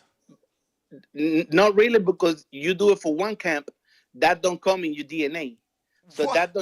We don't know that. But if you run for 8 weeks, come on, Cessa, if you run for 8 weeks, well, that's gonna show up in your fight. We'll see, because he adapting to too much for one camp. Then the other advantage is Doug Bowie been knowing for forever. Doug Bowie, he knows forever that he had to fight Robeisy. So what you think him and Barry Hunter been doing? Barry Hunter and him been planning for Robeisy, period. But Navarrete beat him. Navarrete is not the sharpest knife in the fucking drawer, bro. Well, he have beat everybody so far. Like you said, matchmaking. Like you said, matchmaking. No, he make it happen. He goes against the champion. Matchmaking. So, no, he goes against the champion. You see how he passed it. He go against the champion and just fall for a vacant. You guys don't listen to me. The champion, I think you guys dislike. I think you guys don't like Navarrete. The champion I think you guys don't like Navarrete. Keep in mind, the champion that he fought was an upset. It was Magdaleno. Dog Bay got an upset. He wasn't signed to Top Rank. He got an upset. That's why there was a rematch. He didn't take it, right? I don't even think Magdaleno took it, and that's when Navarrete stepped on the scene. Do you guys think that Robeisy can beat Navarrete?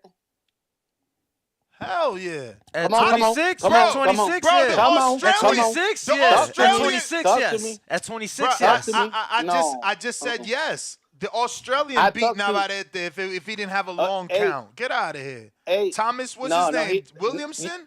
You guys going with the long count? Bro, that shit wasn't long? Ness, you talking about... They giving Fury a long count, and you ain't going to say that shit was long? Ness, I got a lot of respect for you. You putting that out? About that supposedly long count? What? You're a man from boxing. You're a boxing man. You don't think it was funny? It wasn't. It was nothing funny there. No, it wasn't. No. I definitely raised my people's eyebrow. I ain't gotta say all that. I feel that Robeisy beat him at 26. Period. That's just not real. Well, you guys are Robeisy fan, just like you was a Bence's fan. Bro, you say that it's funny, and I thought about it. I've spent more time in dog base camp than I have in with Robeisy. Like, I have not seen Robeisy in the gym. Like, I don't spend time. I think, I mean, that one time we got allowed in, and ever since then. Shout out to Tomas, man. Shout out to Tomas Williamson. He almost got that win, man. I don't know, bruh. And that's the thing. My man from nowhere busts on the scene. He put hands all over Navarrete. Yo, Dominicans say le dio hasta besito, my dude. You kidding me? Imagine a dude with skills. No, sir. But JT, coach, what up? The Robeisy voice. They terrible. You can't talk about a fighter without we becoming the voice of them. JT, you gotta accept, champ. Yo, you seen Ray Vargas putting out that bullshit? What'd he say? What? My man said he feel he won. He on the green. All this but after the post fight, he said, "Yeah, bro." He put out a post. He said Osaki was in there running. He ain't want to fight. Yeah, but he said the running shit. He said some people legs are the fight and some people legs are the run. Yeah. And Osaki is the run. He just mad. Listen, Osaki just motherfucking And we told you, shocked his dumb ass. That's all. He was not expecting that. First of all, I wasn't expecting Osaki to be able to sit in the pocket. The only thing I ain't like was that he was going straight back, but his reflexes was so good that it didn't even matter. Nah, yeah. Like, I was Ray gonna couldn't say, keep up. I feel like his range, like finding his distance, bro, that was incredible because he'd get his shit off and then get out just enough to, not be in the way of. And then he walking Ray down. Like, what was Ray expecting? You Mexican and you getting pushed back. Like, any judge is not going to score for you. I was actually shocked. I thought the fix was in. Hold on. I thought the fix was in when I heard 119, 109. I said, damn, they robbed O'Shaquie. I couldn't believe that a judge gave that dude 11 rounds. Bro, and that was a Mexican. I bet you that was a Mexican judge or a judge that likes Harold Letterman. Like, okay, Jimmy's coming forward, so I gave him the round. It's like, what the fuck? O'Shaquie just had to come forward for that one judge. I swore I thought the fix was in. I said, damn, they robbed my boy. They got him. I made hella money. You wasn't even here. You didn't bet. You didn't make no bets this week. Nah. He skipped work. I made hella bread. Both sides. You didn't even call me. That's crazy. I'm the one that made you bread the week before. You could have called me like, yo, champ, what you want to do with this?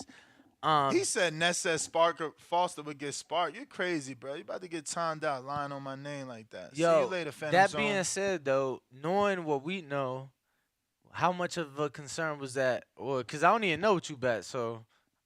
No, I bet 40 on 46.29 on my bookie, and I bet Foster? 25.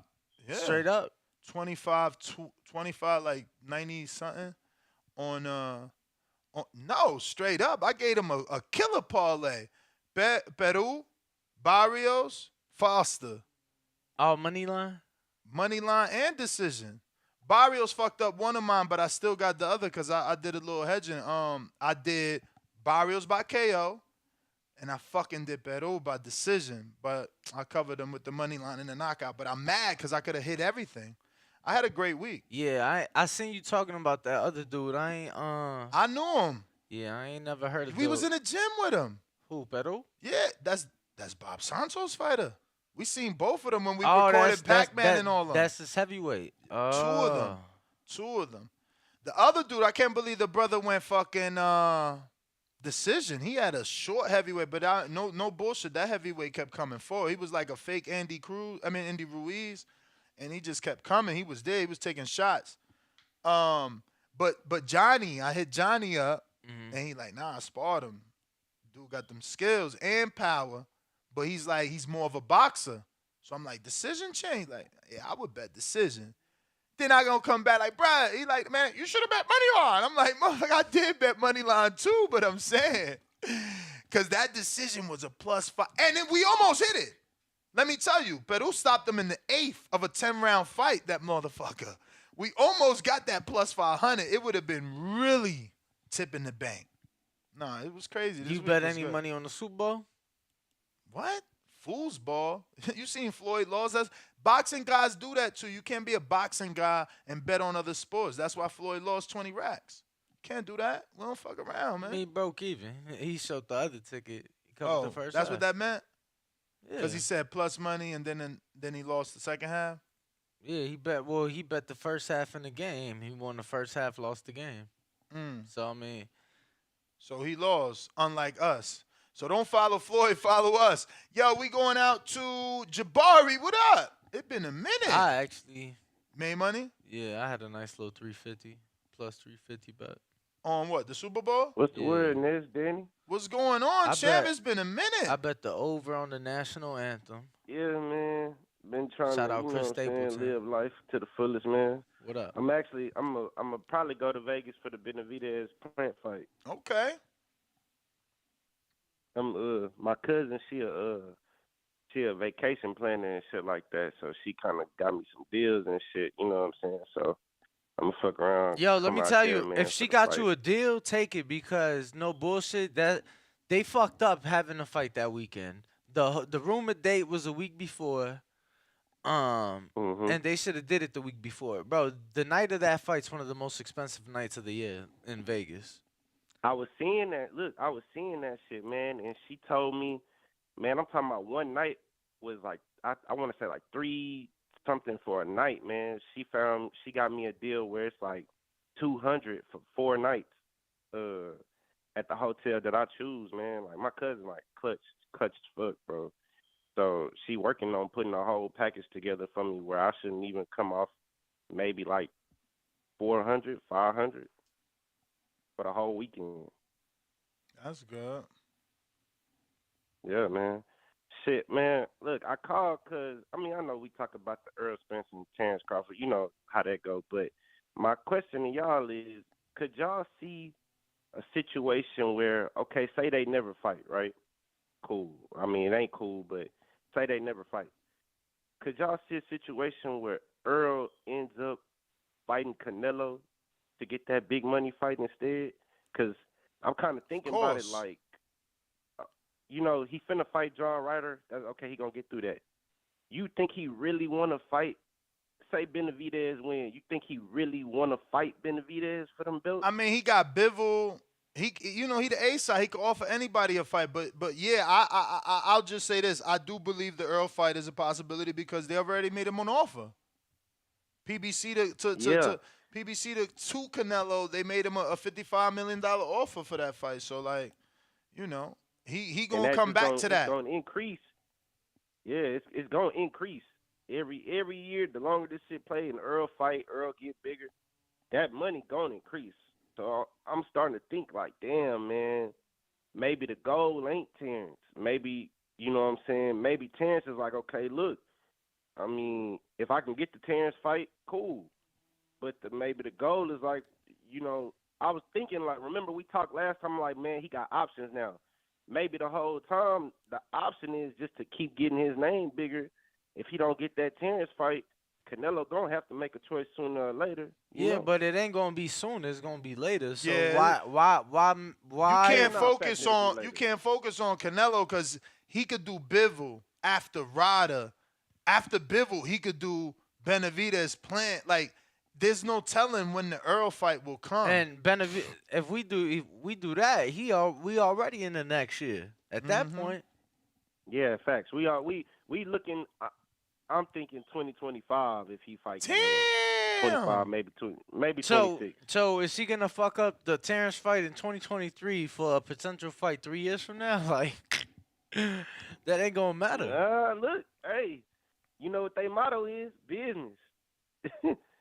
They motto. That's not. And what you saying sound like terrible business. That fight's still gonna be there. So why? Like, Earl could sell tickets regardless. So why fuck up? You know what I'm saying? And that's why I said, now. you know, they building barrios. Bob Santos just said it like, oh yeah, barrios got tired. We're trying to get him an Earl shot. So, you know, San Antonio, like Dallas. You think Terence do the Golden Boy thing? Hell yeah. What else he got?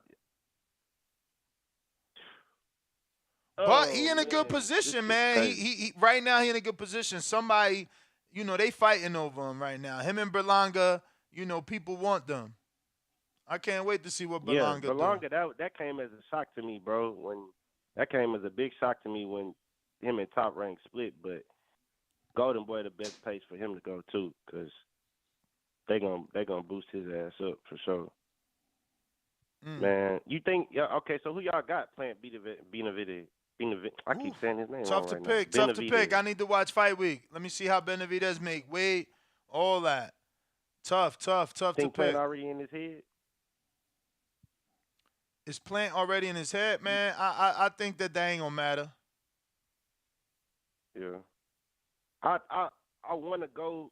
I want to go Plant because you know everybody ain't Canelo, man. Everybody not gonna be able to, you know what I'm saying, chase you down while you're moving. But at the same time, you show me your 10 one time, and if you can be knocked out once, you can be knocked out twice, you know? Mm-hmm. I don't know, man. But that was really all I wanted to know is, did y'all believe in that Canelo, if that Canelo fight was possible, man? Because I feel like certainly, man. Certainly believe it's possible. Yeah, I certainly believe it's possible. But it's a money fight. I think it has zero to do with the Terence Crawford fight happening and not happening. Like, I don't think it got shit to do with that at all.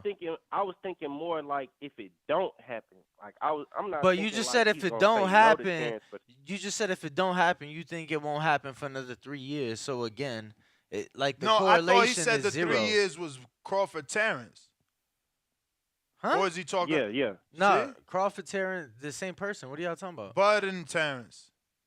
But it's the same person. What are y'all talking about? Earl and Bud, man. Bro, he said 3 years. Yeah, Earl and Bud. In 3 years, you talking about, right? Nah, he said Yeah, Canelo. that, I feel like it's going that direction, man. First you said Canelo. It's going that direction where they're going to be old. That's not what you said. You said Canelo. Yeah, that makes even less sense. I'm not gonna lie. I think that makes even less sense. I think that Yeah. Bud is older than Canelo, so why would that happen 3 years from now? No, I don't know what y'all thinking. Man. Yeah, man. Shit, again, guys, man, that was my call, man. But I appreciate both of y'all. I just want to go ahead and give y'all the shout out, man. A lot of people talk shit about y'all, man. Especially you, Ness. They be on your ass for no reason, bro. I don't even understand, bro. Y'all just fans of the sport, and we all talk about what we love like we in the barbershop, man. So y'all keep doing what y'all doing, man. Y'all keep going up, man. And y'all have a great day. All right, Jabari, thank you, man. I mean, it was a really decent song like a year or two ago that said, if you ain't got no haters, you ain't popping. Shout out to The Breezy with the $5 super chat. Then we got Brandon Williams. And Breezy had nothing, just showing love. Brandon Williams, who's also a member, sends a $5 super chat, says, great weekend slate of fights. I added a Chiefs win along with the 3-fight parlay, and it worked out nicely. Keep up the good work. Well, shout out to you for taking our parlay and putting it on steroids. Did you pick the Chiefs, Danny? Did I pick the Chiefs? I didn't bet on the game itself, but I was rooting for the Eagles. I don't know. Would I not bet? I guess I probably won't bet like Earl and Bud, because I'm just like, wow, how didn't you bet the Super Bowl? But I did. I made like prop bets though. No, like, I get it, but like I said, I put it into perspective, and I would find it hard to pick a winner in Earl and Bud if I gotta put money on it. That means I gotta cover it. I gotta pick Earl and Bud in two separate parlays, or I could lose money. So that would probably be a fight that I stay away from. Yo, it was somebody that made 2 future bets, both for $5,000. One for the Chiefs to win a Super Bowl and one for the Eagles to win a Super Bowl. So one obviously lost, right? So he lost 5. One was hitting for 90. The other one was hitting for like 105. Damn. So like it didn't matter. It didn't fucking matter. It didn't matter. It didn't matter. And that's what I was saying before you got here, that, this is like our 3rd week in a row. It's like, I wish I had bigger ball. Like, imagine I'd have bet 200, 2,000. Like, I'm tight right now. I ain't got them Floyd balls, man. Yeah, I ain't gonna lie to you though, champ. As your friend, you not there yet. Bruh, we've been right. No, we've been right. It's just a couple tweaks, but I'm glad we ain't there to be betting the hundreds and the thousands. We ain't got to bet 1,000, but I'm saying, what if we would have bet 200? Like I said, instead of fucking 20, it's crazy, bro. Like, dudes is out here making real money off our picks. Like, I want to pay my mortgage too, not just like the water bill and the fucking cable bill. You know what I'm saying? Because I made a couple hundred this weekend, but I could have made a couple thousand. Yeah, I ain't gonna lie. I hope we could get it to where like you could pay your payroll off your bets. Shit, that would be insane. That would be amazing, bro. You kidding me? I would That'd be dope. I'd fucking no, and we could. It's all about balls, though. Canna, let's make it shake. It's all about the balls. That's what it is. It's like I think like this week was a perfect week to drop, some serious money. But it's like, damn, is Barrios really gonna get the knockout? I ain't know who the fuck he was fighting. The dude Broner fought and the dude Russell stopped.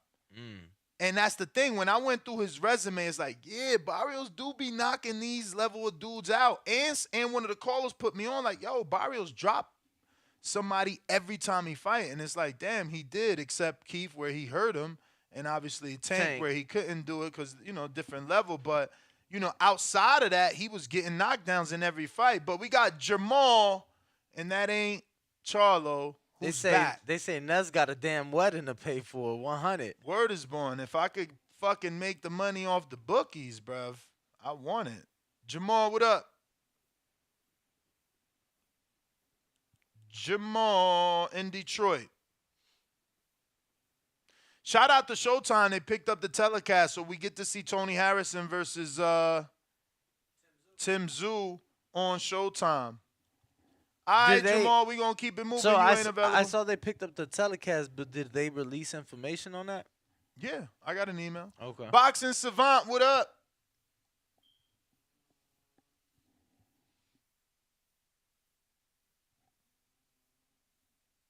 Hello. Boxing Savant. Hello. JT, invite sent to you as well.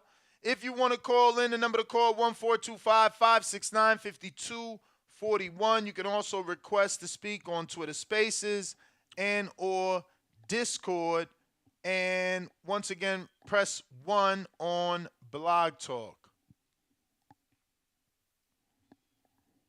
Yo, so Yo. Rihanna's pregnant again, bro. Yeah, that's what I said. The Tank and Ryan should have put that shit on her stomach. She getting more spins than anything. Like, the talk of the whole fucking Super Bowl is not who won, it's Rihanna's stomach. Oh, yeah. But ain't she with, like, ASAP or some shit? Yeah. So, whatever. No, it's just funny. That's her first kid? No, that's the thing. So, they just had a kid. So, all right. Everybody joking like, damn, ASAP ain't wait the 6 weeks. He got on it ASAP. Like, damn. Which I don't know. You know what I'm saying? I don't know if he did or if he didn't. But, yeah. Shout out to A Crown. Damn, I ain't seen you in a minute. He says, good morning, TBV. Good to hear y'all in the morning. I've been MIA, but I'm here. Hashtag Ness, hashtag Danny, hashtag TBV. Shout out for the $10 super chat. We got another $10 super chat from James. This says, Berlanga is a good fighter, but he's getting too ahead of himself. Top Rank was trying to build him, but he's trying to use his popularity to get fights he's not ready for. I was in the car with Lonnie B, and we were having a Berlanga conversation, and I'm like, yo, but don't y'all fighters say you can't get up for a fight? He's like, yeah, I'm like that. I need a name. I can't get up for any fight. I rise to the occasion. And that could be Berlanga. That phrase was here before us, so I'm not making excuses. Like, he might be the type that you put him in with a name and then he levels up. But I'm going to be real. Where is Sergio Martinez ranked? That's who Berlanga should chase. Get that name fight. Oh, no, that's 160. That won't work. That won't work. But I got a bunch of callers on Blog Talk. I need you to press the numero uno. That's going to let me know that you're ready to rock and roll, and then we'll bring you on to the show. I got Majid in Ohio. What up? Yo. What up? Everybody need to like the video, subscribe to the channel, join YouTube members and Patreon for something. I legit just hopped on the show and shit, so, I guess just reading, the title, man, I just feel like, I don't know, like, I don't even know no new facts or nothing, but, like, if these niggas gonna get this fight made at this point, just do that shit. Like, they don't need to report about it or nothing. They need to just surprise us. I know that ain't realistic, but I kind of don't believe in that shit. I feel like niggas is getting older while other people. What the fuck? What's this, Valentine's Day? You showing up like... Okay, yeah, man. Because other than that, man, we are like, what the fuck? Like, I don't even know what to say. Like, if y'all gonna do it. Prove it. Other than that, you know what I'm saying? Like, shout out to y'all with these border wars about to go on. You know, may everybody make it home safe after they jump in that ring. And whoever reported that, like, whatever, bro. Like, that shit is bad taste in our mouth right now. Is we getting Ryan Garcia and fucking Tank? Like, what the fuck going on? I'm confused. That's all I got. Yeah, I don't know. Danny, maybe you want to touch on that, man. You ain't get no Super Bowl announcement. Yeah, I mean, I ain't really expect one, but... Really? I thought you said that it would be good if they did it, and you also got kind of happy when you seen both of them was at the game. No, what I said was that if the fight was made, I asked, was the $5 million commercial worth it? You felt that it was not. You know, but... Damn, is it $5 million for real? Because I guess Michael B. Jordan got a deal, huh? He ran 3 from what I hear. Did you not see 3, or you didn't watch it? 'Cause I don't watch foosball. What do you mean he ran 3 for what specifically? He ran 3 commercials during the game. For anything? Creed, motherfucker. What else is he gonna be doing? Yeah, I only saw one, honestly. I only saw the one. Can you guys confirm or deny? Somebody said that $5 million is actually more now. They said it's closer to $7 million for that 30-second commercial now. Damn. I honestly didn't. I just don't. I don't know. That's a lot of bread. Yeah, I honestly ain't look into it. But if I do remember correctly, Creed ran the commercial I remember seeing was around halftime. Whether it was like during halftime, right after halftime, and I feel like that's probably when the viewership was the highest. So probably ran it at the best time. And that probably cost more because the viewership was the highest, right? I'm sure there's ways to predict that or be able to have an idea, but I don't know, champ. To be quite honest with you. Looks like we may be having a new caller here in the 469. Get your mic ready, champ. Yo, I'm gonna be honest. A lot of people complained about Rihanna's performance, but I was quite shocked that she got that fucking high in the sky and she pregnant. Like, I mean, do we know? You know, maybe she gained some weight. No, I mean, it was confirmed. Yeah, it was confirmed, and I mean, like she had, you know. She had the little pregnant. She gotta get that bread, man. Yeah, no, I ain't mad at her. I'm just saying she got really high in the sky. Like, bro, she was a good probably strapped up 80 to 100 feet in the sky. Dallas. Fireworks going off. It was dope. Yo. What's your name, champ? My name Nardi, man. I'm from Richmond, California. Nardi? Yes, sir. Talk to us. So you in Michigan, not Dallas? Yes, sir. No, I'm in Dallas, but I'm from Richmond, California. Richmond. Yeah, right there in the Bay Area. But I'm hearing about the talks, man. I'm just speaking on the topic, hearing about the talks about them fighting. And at this point, I'm not gonna say I'm over it because I do want to see them fight. But I wanted to get y'all opinion on something, man, that I've been wondering about. You know, I would like to see them fight, right? But you know, I like to see them fight, and both of them fighting one time a year is fucking killing me. Oh, excuse me, it's killing me, bro. You know what I'm saying? So, would y'all mind, like, if let's say they both decided to have 3 fights a year, all right? Like, they might be a soft touch or 2 in there for both of them. You know what I mean? Like a Boots Stanionis and I'm gonna just stop you right there, man. I'm gonna just stop you. The only way I want that. I want your opinion. Go ahead. That's what I'm saying. The only way I want that is if they gonna put it on paper like they did Andre Ward and Sergey Kovalev. Sergey Kovalev and Andre Ward accepted the fight. Andre Ward got Alexander Brand, then he got Sullivan Barrera, then he got the fight with Kovalev, then he did the rematch with Kovalev. But it was on paper. Like the only way yeah, because it was like a scheduled fight. Because I can't have them lying to me no more. I'm tired of being lied to. Man. They gonna tell me it's next, and then it ain't next. I'd rather them tell me the truth. I agree, because the way I look at it, bro, all right, who fault it is, you know, I have my thoughts on who fault it is, you know what I'm saying? But at the end of the day, the way I look at it overall, if they don't fight each other, you know, it's going to look bad on both of them like 10 years from now once it's all said and done. You know what I mean? For sure. I think it's both their fault at this point, man. This is a fight that they owe us. Boxing owes us. These fighters owe us. I mean, it's time. So why didn't Crawford? This is my question. Last question. So if they gave him, all right, he said he wanted to fight in 2022, but Stephen Espinosa said he didn't say that, right? But obviously he was having 2 different conversations where his team might have been talking to Espinosa, but he was talking to Al and Errol, right? But if at the end of the day, if they gave him everything he asked for, you know, with him saying out his own mouth, like, okay, I don't care about the money, you know, that'll be there, you know, I want to fight, you know what I'm saying? If they gave him everything they asked for at the end, maybe it's October or November, whatever, why didn't he just sign the fight, bro? No one knows, man. No one knows why that fight didn't happen, bro. If we knew that, man, we'd be rich. We need the inside information. Is Rocha really next? Because me and my partners we arguing over this. Do you think Rocha is next? I hope not. I mean, if Earl's gonna fight Keith at 54, then yeah, let Rocha be next. What else we gonna do?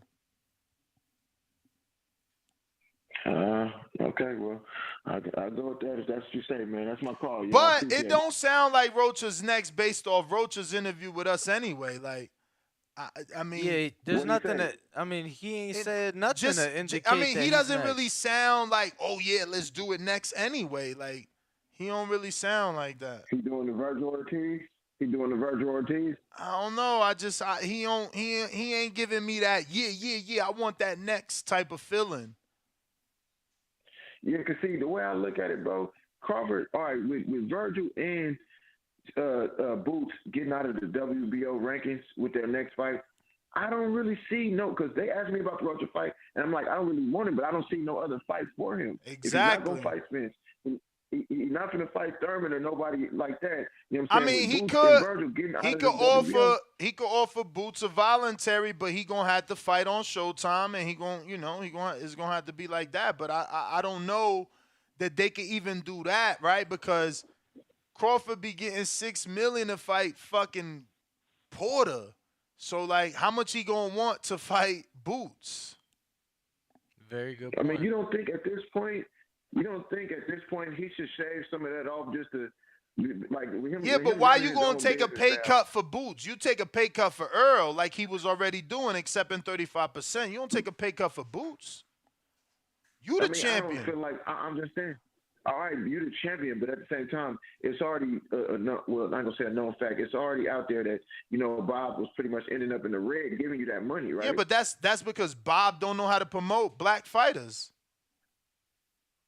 Okay, but he's not. He don't. Because I see Tank making money hand over money. What's the phrase, Danny? Hand over fist. Exactly. You know what I mean? Like, I mean, they just ain't did the right thing. Like, why Terrence could go to Oklahoma or wherever the fuck he just was at and sell 14,000? Maybe Bob should have been going over there. Fuck Bob putting him in all these other. Why he putting him in all these other places if the money's in his home? That's a good question. Ain't nobody was mad at Ward when Ward was over there in the fucking Oracle every day. Well, we got in the Bay Area, we got diehard fans just like Nebraska. Ain't nobody mad at Anthony Joshua. He stay in London. I mean, it is what it is, bro. You got to know how to promote. I'm not saying he don't know how, because he definitely has some super famous black fighters, but that's the word on the street. That's how the fighters feel. At least the older fighters. This new generation, they don't feel like that. Terrence kind of turned people off a little bit to me, man. Like he cool. Like I like him as a man, as a father, and all of that. I don't really agree with how he moves outside the ring as far as his boxing business, but his personality is like you either love him or you don't like him. To me, like Tank got that.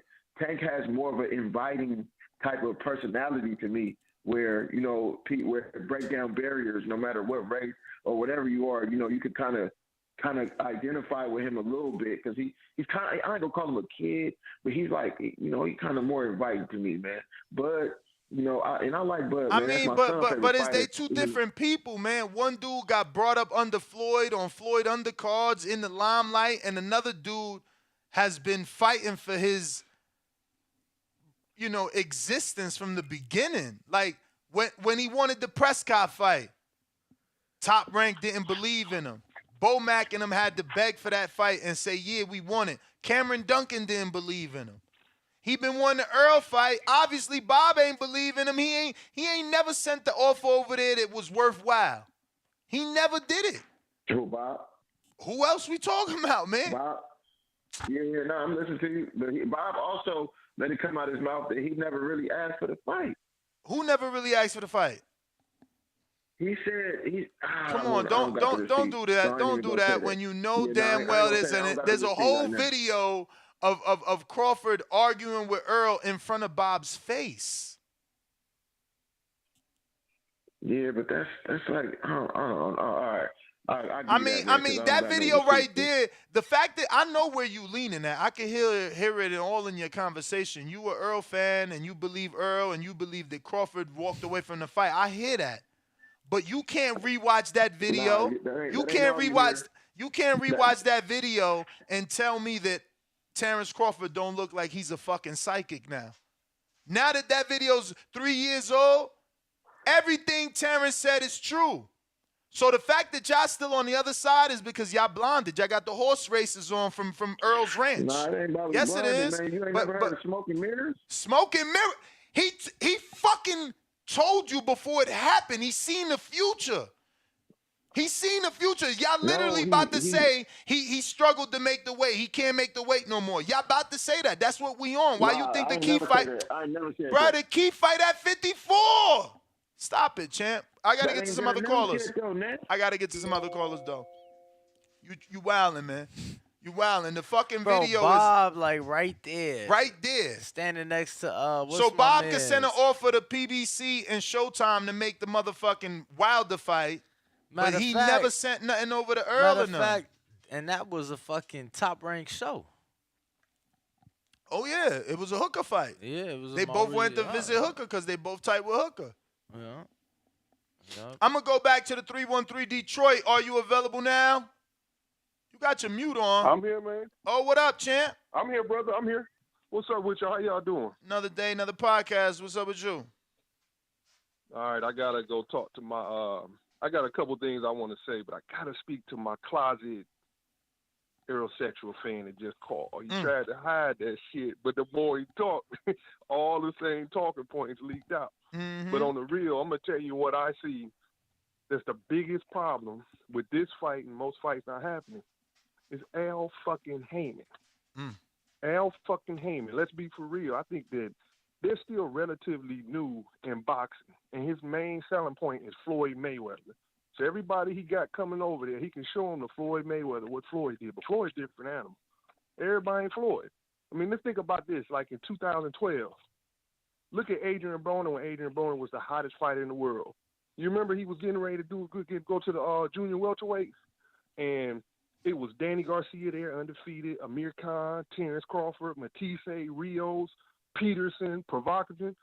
You know what he did? He skipped over the whole fucking division and went and fought Paulie Malignaggi. And every time you turn around, he like, yeah, but what's wrong with that? Fight. What's wrong with that? He didn't fight Danny. He didn't fight Danny and Lucas Matisse. Those were good fights at 140, but he moved up 2 divisions to welterweight, the money division. And remember, his goal, even though you're going to laugh at me, even though you might not believe it because you didn't live through it, his goal was to fight Floyd. He just lost to Maidana. But what was going to happen if Broner would have really beat Maidana? Broner was the regular. Floyd was the super. Floyd only got involved once Broner lost. What was going to happen? There's an interview on my channel with Broner talking about, I don't want to be the first person to give Floyd his O. Everybody wanted that fight. Broner just shit the bed. I agree. That fight was actually, if you Google it, that fight actually was going to be on pay-per-view. Last minute, Showtime pulled back. You're 100% right. And it's good on the business side for the personal, but let's think about the boxing fans. All of us is watching. All I see in PBC is they make these weird moves.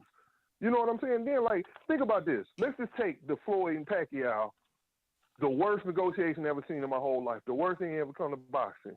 Take what's going on right now. Who's the one person that's still involved in all this shit? Al Heyman. And then he don't come out on camera. He let his fighters take all the heat for the shit. And people talk shit about Bob, but Bob been making big fights forever. I'm sorry. Bob will get money anyway. Bob will go to goddamn hood and make some money if he needs to. But Bob been making big fights forever, but none of his big fights are bigger than Al's fights. Al historically has all the biggest fights in the world. You want me to name them? Name a fight bigger than Mayweather McGregor. Let me finish. Name a fight bigger than Mayweather McGregor. Okay. Name a fight bigger than Mayweather Pacquiao. Name a fight bigger than Mayweather Canelo. Name a fight bigger than Oscar Canelo. Name a fight bigger than I don't know. Oscar Canelo. You mean Mayweather Canelo, right? Yeah, I meant Mayweather Mayweather and Canelo. Yeah, I mean those are historically the biggest fights. Okay, well let's just do this. Why don't you name me a big fight that don't involve the man Mayweather name? Because Mayweather retired now. I mean a big fight that don't involve Mayweather. Yeah, where he at on I guess for PBC would be anything with Keith Thurman and Garcia. Keith Thurman and Sean Porter. Those did 4 and 5 or 3 and 4 million. Mm-hmm. Even Robert Guerrero. Robert Guerrero, Floyd. Oh no, you said don't name Floyd. Yeah, just no Floyds. You know what I'm saying? Because Floyd definitely Brona Maidana, bro. Brona Maidana was a big fight, man. Definitely Brona Maidana. Danny Thurman, big fight. Danny Porter, that was also a big fight.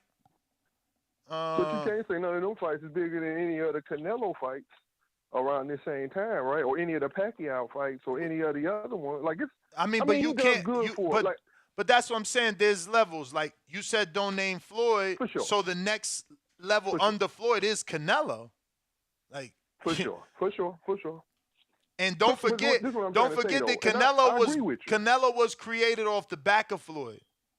He was created off the back of Floyd. He was on all Floyd undercards. He started doing. Then he did what? 2 split sites. By the time he got away from Floyd, and said, "If you don't give me the fight, I'm not fighting on your undercard no more." Yes, it was the. Actually, I believe it was just one. Floyd fought Victor Ortiz, and then Canelo fought the rapper, Alfonso Gomez. And I'm such a hardcore, like, look, he said Victor Ortiz Maidana was big for me, and that was HBO regular, HBO championship. But like, I'm a hardcore, like, good fights are big fights to me. But look, someone telling the truth right there. Mikey Spence, that was a big fight. That shit, I never thought they was doing almost 50 million. They did 50,000. Hold on. They did 50,000. They did 48,000 people in that. I didn't think that shit, bro. I mean, Pacquiao was the first one to do 52, 55. Pacquiao didn't do that. Earl surpassed anything Oh Pacquiao man, look ever at that. did. I never thought that. Pacquiao had 2 fights in that building. And, he arrived at that fight. In bro. Earl's first fight, he surpassed both Pacquiao And that shit was lit. I was there. Everybody was there. Yeah, People's from Detroit. Everyone was there.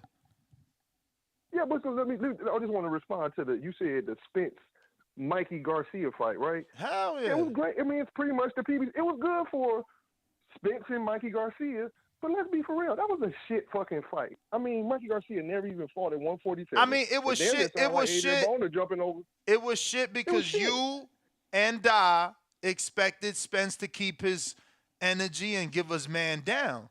If he would have gave us man down, it wouldn't have been a shit fight. You mad that it went 12 and that he jabbed his life away? No. I'm not mad about that. He actually, I'm one of the few people that don't think Thurman versus Barrios was the worst. Because the motherfucker won every single round. Great. But at the end of the day, why the fuck is you fighting Mikey Garcia? There was a lot of other people that you could fight, so you can make the. He needed that fight to become financially. He needed that fight to become the big fish. You know that. Yeah, I know, but I mean, I'm just saying for us boxing fans, Mikey Garcia shouldn't even been in the fucking ring. Let's be honest with you. Yo, but look, he's a little bitty dude. Never had a fight at 147. I think he jumped Here's up the thing. Cool. We not cool. Let's say you right about all of that. And if you've been watching the show for years, or the people that have, they know that Ness is actually on board with you. Here's the problem. Yeah. Earl had never been on pay-per-view. Mikey had never been on pay-per-view.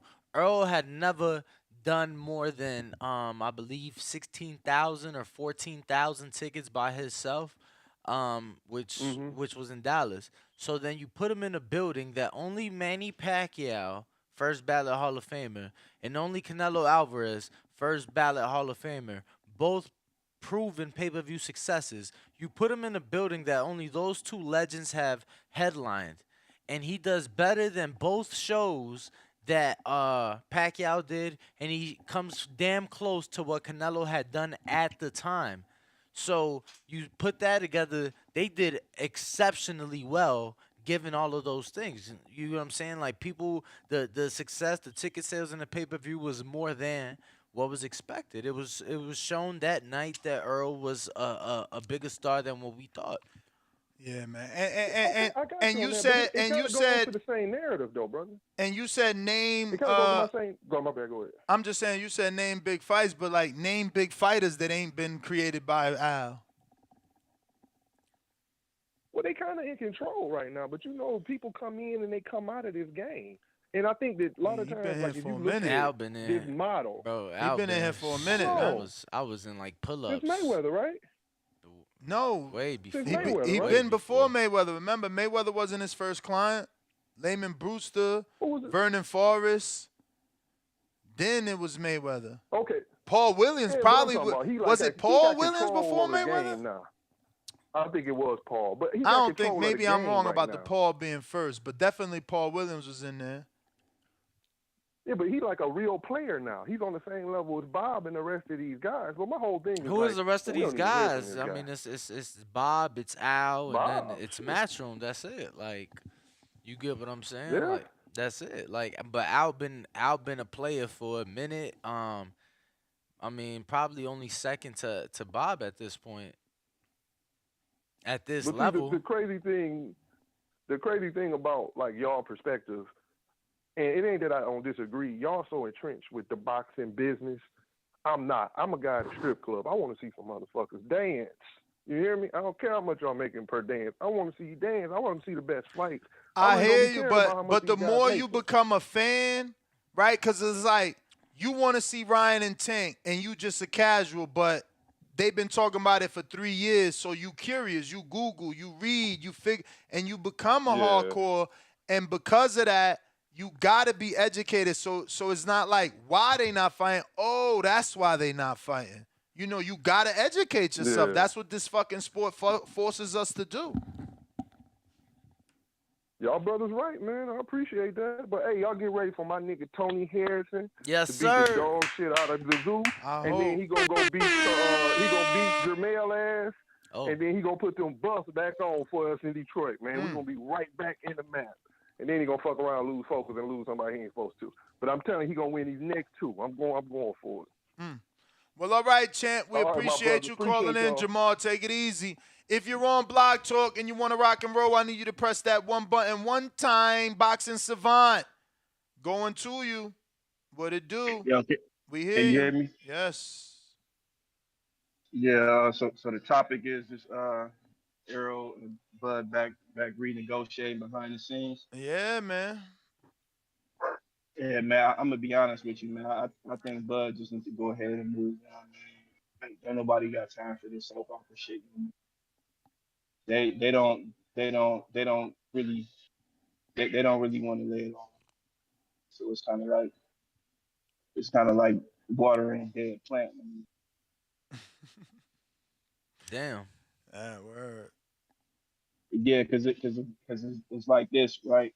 Because you go back to 2021 and you able to make a fight with a PBC fighter. You feel what I'm saying? With all the variables put in front, and then like I said, you got a guy that leaves the promotion company, and just like in the words of Bill Haney, you feel what I'm saying? I think he said what did he say? He said the A side. It's he said the A side is code word for I don't want my ass whooped. So it's like, okay, we understand that part of boxing. Okay, what it is, you get an A, somebody do the something, whatever the case may be. And everyone always says, because they always be like, well, do you feel like Crawford played any role in this fight not happening? And what I tell them is, yeah, I think he plays a part in the fact that he was thinking that he was going in there with a guy that had the same bravado as him, a guy that was a real gladiator. And it's a difference between being a gladiator and being a prize fighter. Yeah, but champ, this ain't like ancient times in the BC times. Like these guys, it's the prize fighting game. You get what I'm saying? If it wasn't the prize fighting game, Bud wouldn't have made 6 point whatever versus Sean Porter.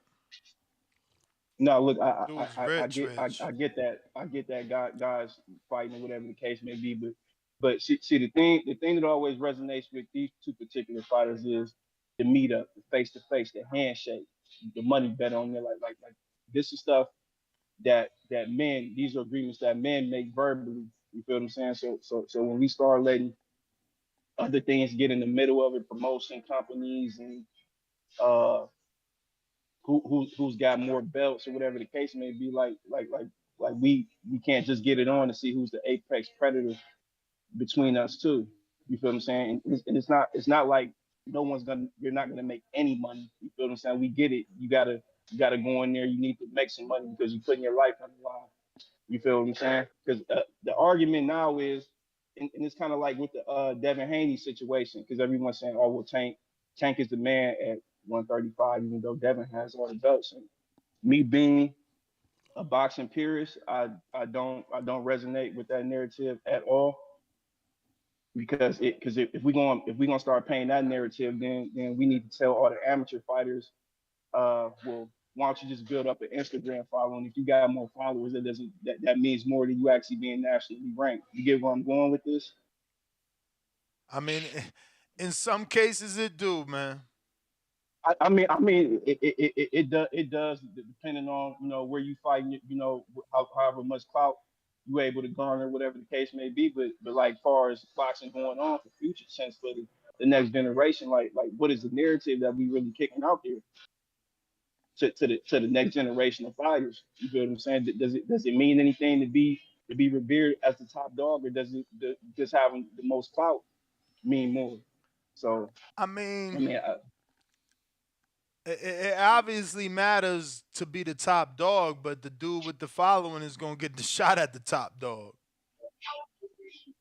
yeah, but like I said, that's why the Tank and Devin Haney situation is always a good example because Devin he solidified the division, but if you ask some people, they still don't think he's the man. Like he doesn't have any regular belts. He has all the world champions, and Yeah, but being, but those people only say that because they want to see him fight the other 35 pounders that are considered good. And it's like we told Bill Haney, and he said it out his mouth when we just had him on the show most recently. He said, and we said we agree with him, bro. Guess what?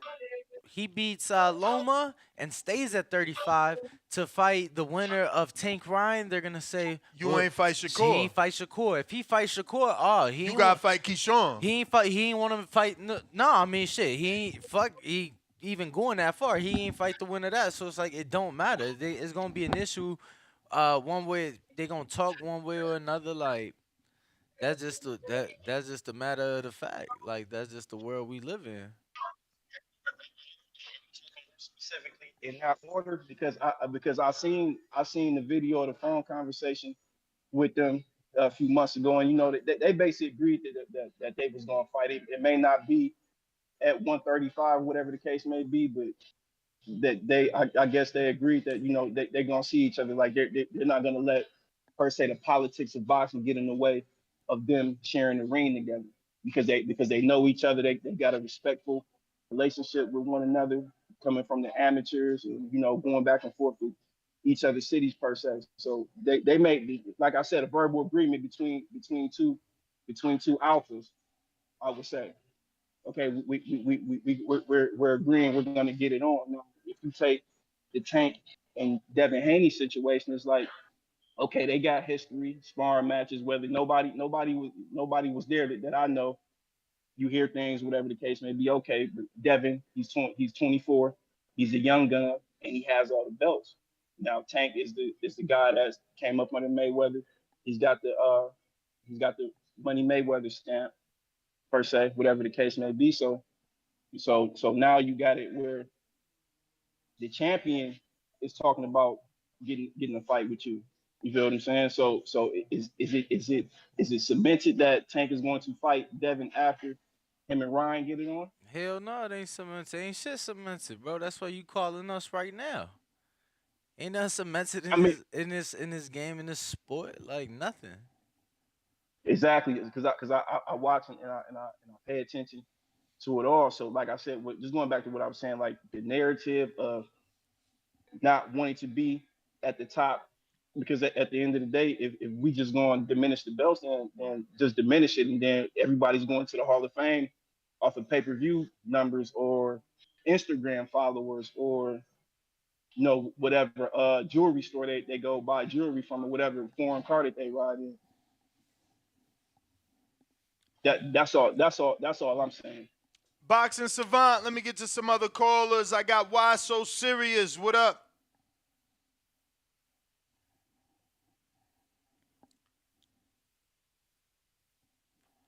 Hello. Why so serious? Hello. Hello. Yo, so I have a question for you. Just a little off topic, but I figure you the perfect person to ask. Uh-oh. So like, how much does that Marvel versus DC shit weigh to you? Like, does that matter to you? Or are you like pro one versus the other?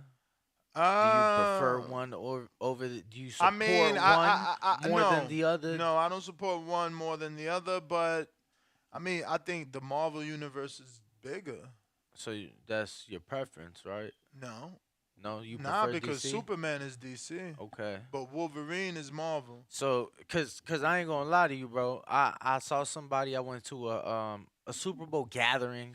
Really, not really a party, but a gathering yesterday. And I saw somebody, and they was decked out, and they had the Marvel shoes, what? Marvel shirt, DC jacket. Okay. And I complimented the shoes and the shirt, and they thought I was being, funny because I left out the jacket. That ain't my thing. I truly ain't noticed it, right? So then they're like, yeah, like I almost didn't wear it because, and I'm like, damn, how much does it play? I'm like, they gang bang in comic books too. Like it ain't just boxing. They gang bang in the comic book world. because like if you a fan of Superman, you think he could beat everybody on Marvel, and if you a fan of Wolverine, so is Batman Marvel? Batman is DC. He's with Superman on that side. I thought they fought each other. They did. Batman is the only one that.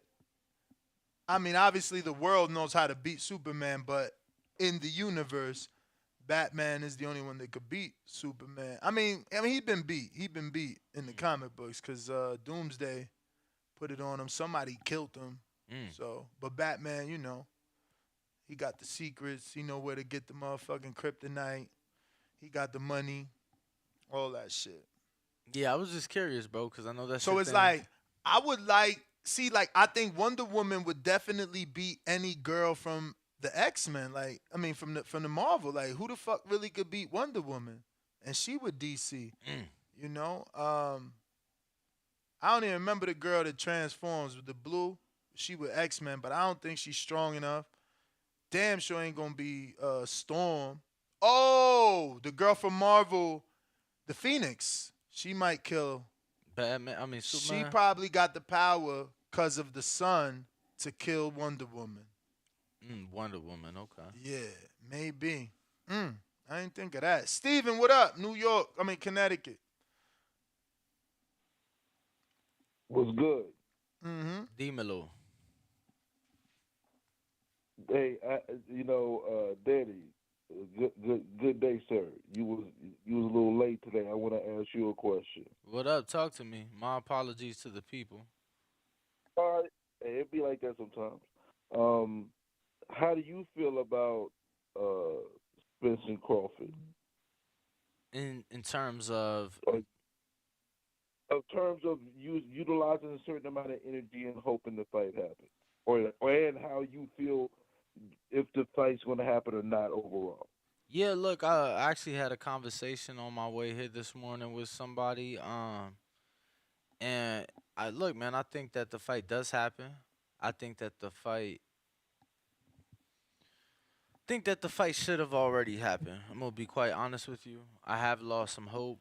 I think that I'm to the point where I don't know if the fight happens when it should happen at this point. What I mean by that, we may not see that fight for undisputed.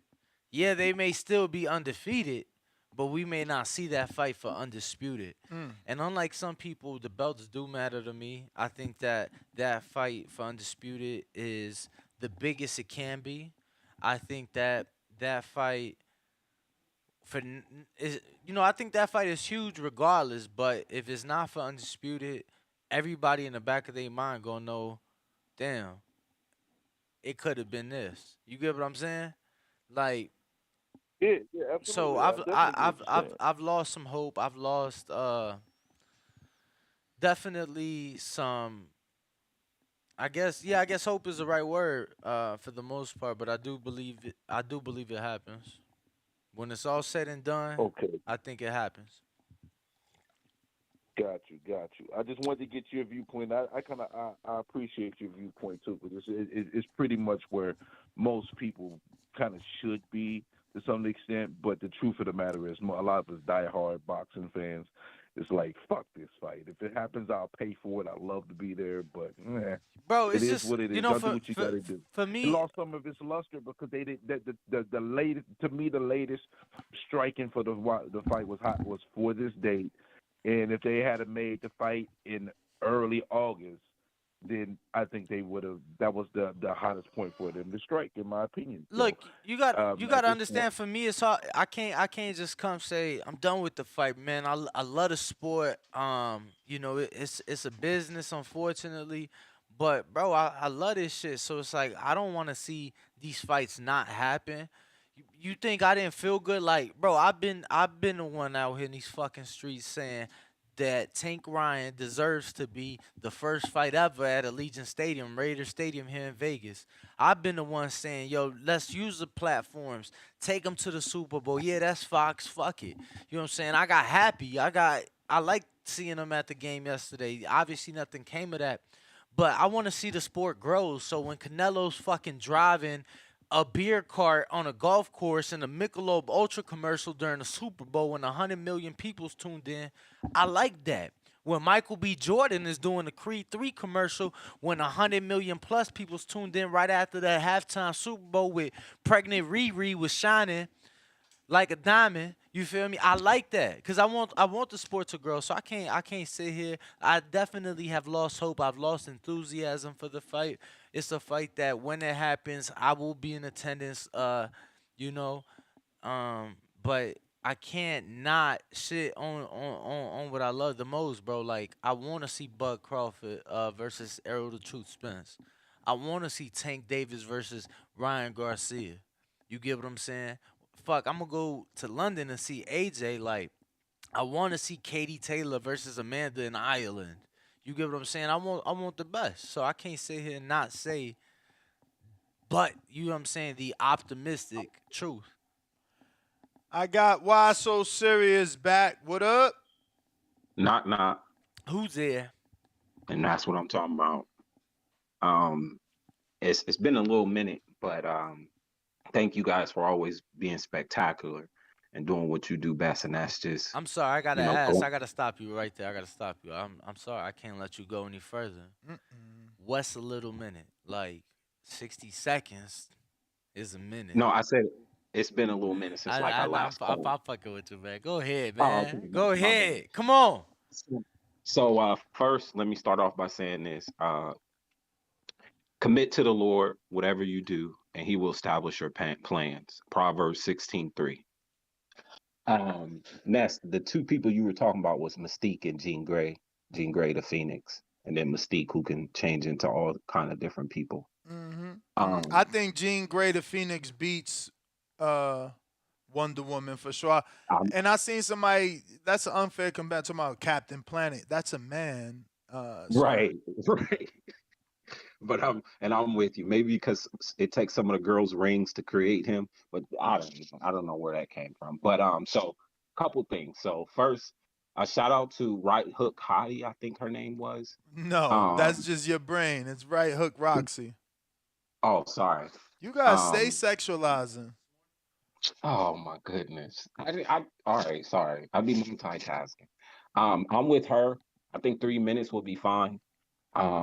and I always wanted to talk about this, but I didn't get a chance, especially when Mauricio called. Like, Mauricio is one of those dudes that we love and we appreciate, but sometimes he's a smart dude that say dumb stuff. So he said during that, well, the reason why men and women aren't fighting 3 rounds, because if you take a man's skull and compare it to a female skull, the man's skull is bigger and the woman is more susceptible to brain damage and concussions. And it's like, okay, but men aren't fighting women, so why does that matter? And then it's like, if that's the case with women being more susceptible to concussions, why aren't they fighting in headgear? Even in 2 minutes. Look, brother, you preaching to the choir. I mean, I stood up there, and they actually shut me out. They did not want me to continue, but they tell you that they have the science as to why they should be fighting 2 minutes, and they tell you that they've tried out the experimental 3-minute rounds, and we've all these things, but yet they don't have the science on the sparring, right? So when you talk about the punishment and the shots that are being took, 99% of them being took in the gym, right? You think they not sparring men in the gym? You think they not Exactly. All sparring three women come on minutes? here. Yes, they all come on and say they sparring men. So it's just like, and if they're more, first of all, it's a woman hitting a woman. So are you saying they're more susceptible to brain damage by being hit by another woman or being hit by a man? Like, it was just like a smart guy being dumb with some stats that just don't make sense. But I'm with her. They just need to do 3-minute rounds. Like, stop playing with them, and take it from there. But nevertheless, thanks for calling in, sweetheart. I wish you the best, and I think that's dope that your Sweetheart, mother. damn. Okay. Uh, No, go ahead. so to the more back to the topic. I don't understand the Bud deflect. For one, You would Earl figure Spence. women's boxing would be so big the way these dudes sexualize, right? Like you never hear them talking about sweetheart to Earl or to Crawford, but Well, every because bum Gardner he's and a right hook Roxy gets a sweetheart and well what he because called her, he Bud and said Earl right hook hottie. are men. Yeah. They're men, but we say stuff like "What's up, champ?" or "Get 'em, killer." Like, it's I ain't know women can't be champs. I'm not saying Damn. that they can't, but she just started out. She even had her first professional Yo, fight? but let me tell a you something. declarated amateur, so she been a champ. Let me tell you something though. An amateur champ. Yo, let me tell you though. For us, obviously we deal with a lot of fighters. We see fighters in the gym all the time, especially the top ranked. They come from all over the world. For me, Mm-hmm. it's hard, especially shout out to Hardin, but it's hard for me to remember everybody's names. Like I barely save numbers, so I see a fighter, dap him up. What up, champ? You know what I'm saying? So I don't care if the gender. It's all the Right. same. What up, champ? I'm Well, not asking to see let me they amateur book or they box right. Yo, what up, champs? let me flip it like this. Like, Ness, you're right. We do sexualize women, but you said as if it's a bad thing. That's an opportunity cost for them. That's I'm an just opportunity saying, that's what left. I'm saying. You would figure with the way men I'm sure sexualize women every female sexualize men. boxer, you would figure women's boxing would be bigger. Well, they are fighting, and I do think in here in the near future, the smarter boxing fans are going to start attending to the fights we're getting, which is typically the women versus the men. So that may transpire in the future, but nevertheless, Earl Spence Jr. is not fighting Bud next. I promise you that. I and I'm a Earl Spence advocate, but it don't make sense for him to fight Bud next, being that Bud just got a fight. Like, Earl's been out of the ring going on almost a year in April. Why would he jump right back in the ring Because he don't versus do Crawford? tune-ups. It's his words, man. I mean, listen, we've learned over time that these boxers don't say the smartest things. Now So I'm with you him on the showing tune. your Earl Spence protection playing card. No, let me finish. I understand no tune-ups things, and I'm with that, but he got plenty of options, right? Ain't that what he said? He's the big fish, so Did he Wilder do got options. tune-ups? Huh? Wilder ain't do no tune-ups. No, I'm just saying, like, he could take another fight, and it doesn't have to be a tune-up. He's supposed to be the big fish, right? He's supposed to be that guy, so he could fight some other. He's supposed to have the options, so he don't have to take a tune-up. But I don't think he's fighting Crawford next without fighting someone such as Keith, who's not a tune-up. But Ness, let me ask you something, right? Because everybody wants to blame Bud, saying that he took that Black Prime deal and it threw the big fish off, who allegedly has a whole bunch of options, right? So Mm-hmm. Ness, let me ask you something. Back back before y'all solidified the deal, you didn't want to announce that y'all had competitors because y'all was currently negotiating with said person about the event, right? Mm-hmm. And then I encourage you, no, Ness, mention the other competitors because even if the person you're listening to hears it, competition is good. You may be able to leverage certain things in the negotiation, right? But Now, that's where you are choosing to believe what you want because Bud made it clear that he told can them I he finish? had a Let fight. me finish. Let me finish. Let me bring this thing on home. I got you.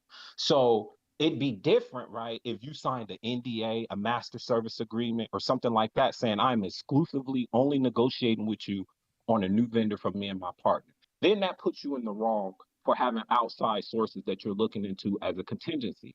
So unless Bud signed an NDA or anything in that nature saying that I am only negotiating with you in good faith for this Earl Spence fight, Al Heyman failed Earl because it was up to Al to ask Bud, are you in negotiations with somebody else? Bud did let him know, I want to fight this year.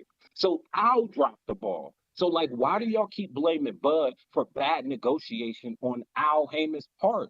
Because they in full blown protection, man. We all know the A side is the only one that can make the fight. They are, and all Al had to simply do is say, "Are you currently in negotiations with someone else?" And then that's up to Bud to be honest and say yes or no. But if Al never fucking asks, how can you blame Bud for taking a $10 million lick when Earl Spence himself is on video saying, "I would have done the same exact thing. I would have just told somebody."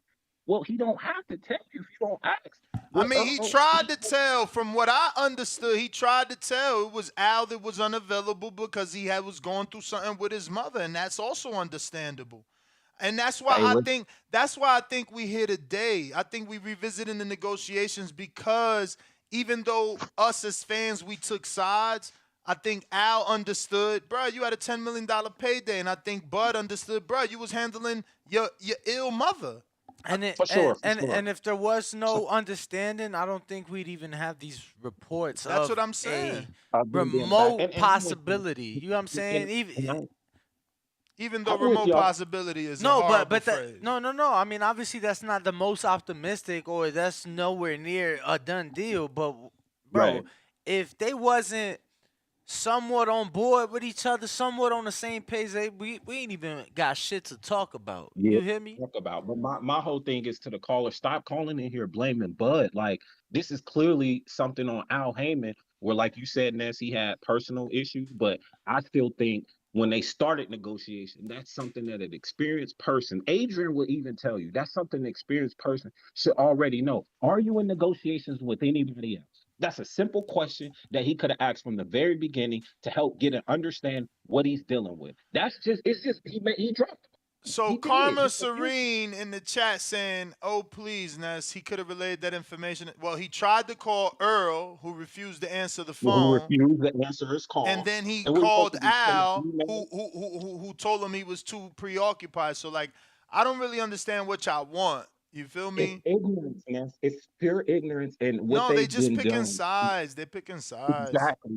They've been blinded by other YouTubers telling them that this is what it is, and they don't want to use logic. That's why these same people will call in and say, "Just get the job done. I just want to see the girl dance." When you say stuff like that, you don't even understand the value of a dollar, right? Because for you to think that the final product is just what you see when you go in the car dealership, when you go see a girl dance, it's so much that go into that. Strippers have interviews. They have 1090 for it. Like y'all are so far beyond this when it comes to business. That's why y'all should really think twice. I'm not saying don't call in, but just be careful what you want to talk about because you say stuff that affects other people who don't understand what's going on, and then you sound ignorant by just saying, "Oh, I just want the final product." And it's like, bro, negotiations is how the world goes around. That's what creates leverage. Why would Ness, me and you could have the same house, right? And you could have 2 times more features than me. But my location, the crime rate in the school would drive more value to my home than yours, who's maybe 1,000 square feet bigger, and have a whole lot more bells and whistles. It's negotiation. It's position of power. And like y'all just refuse to understand that because a lot of y'all aren't educated. I mean, I'm not trying to be rude, but y'all are ignorant. when it comes to the business, but y'all want to argue about stuff y'all have no context about. Like that's just ignorance. You should just be quiet and listen, or maybe ask the right questions. Because when you come in here and say stuff like, I don't care about the business, it's like, then you don't care about the sport. Because the fighter will tell you it's a business disguised as a sport. Period. Brother, hold on though. But the same can be said just because that, and I disagree there because. Let me get to some other callers though. You need a response? No, from them? I don't need a response. You know what I'm saying? It's not like I'm trying to like chop his legs from under him. I just respectfully disagree in the sense that, yo, you could be a fan of something and not care necessarily for the business. You get what I'm saying? Some people just want to see the fights. They don't. I get what you're saying, but I'm just the opposite. I don't want to be in the dark. I want to know why. No, and I hear you, but in the sense of the market and the masses that we want the sport to reach, it's like, bro, you think the 100 million, the people, they ain't give a fuck. Let me tell you something. People didn't care about the business yesterday. They tuned in for Rihanna, and they tuned in because it's a big event that get people together. That's what we want boxing to be, a big event that's gonna get people together. People that usually wouldn't want watch boxing. I don't want them to know about all this drama. You know how time consuming and how deflating this shit is? I don't want this negativity on this other people. No. Let's keep it within us. And the masses, they don't get the business. They get the big fights, the spectacles. That's the way it should be. I get what you're saying because it could taint potential fans to hear all the hoopla, but it could also, that power from the casuals could force certain fights. And you know, it seems like the powers that be rely more on casual fans than us hardcores. I got C-Dub. What up? In Alabama. I just feel, again, bro, I feel like and I'm going to just use it because it just happened yesterday. And, I know you don't care about other sports, but I just feel like the people that's tuned in, bro, they tune in. It's like, cool, bro, they don't care about the business, and they still was able to reach the masses. Now, there's still a lot of business that is done. And, yeah, you got your diehards, but what's the percentile, bro? I mean, realistically, I mean, you get 100 million homes tuned in yesterday. Percentile of true hardcores for that sport in this country, what, maybe 10%? You get what I'm saying? Maybe 20%? Yeah. You know what I'm saying? Yeah. I don't want like all that shit. Now I hear what you're saying, obviously, because when there is issues, now it can be spoken on. We can get a highlight, a spotlight on it, if you will. But when it's all said and done, I just want the big fights to be able to reach those casuals. And I want a fucking spectacle like the one we got. I want Rihanna hanging over the ring singing, you know, with her umbrella while the fireworks going off at Allegiant Stadium when Tank and Ryan fight. Well, that ain't gonna happen because they ain't fighting in Sound Allegiance. good. Sound good, man. When you wake up, man. I don't know, but whenever you wake up, man, it's gonna be cool, man. But yeah, boxing, it'll get there, man. It'll get there. It's and this depends on the person. A person just frustrated with the money side, and that's where don't be too hard on them. Films, man. They just people frustrated, so then that's when they just throw logic out the window when you get frustrated. But yeah, man, shout out to TBV. Smash that like button. It's free. Do something with yourself. Remote possibilities. Remote possibilities. No, this is not a remote possibility to me. Bud would not slide in on Keith. Keith and Spence do well. It may not do just as well as Bud pay-per-view wise, but it's going to do well. And that's enough to not get slid on. Is Bud ready to be the B-side now? I guess, I don't know. Is Bud ready to accept all the terms, all of them? No matter if a person say they're going to fight next year or 2 years from now, you're ready to accept all of them? I don't know. But we'll see, man. You know, I say it again and again. Andrade, do what you want your favorite fighter to do. The boogeyman. When the competition was at the zone, he went to the zone. You can't blame. You can't say no hurdle shit.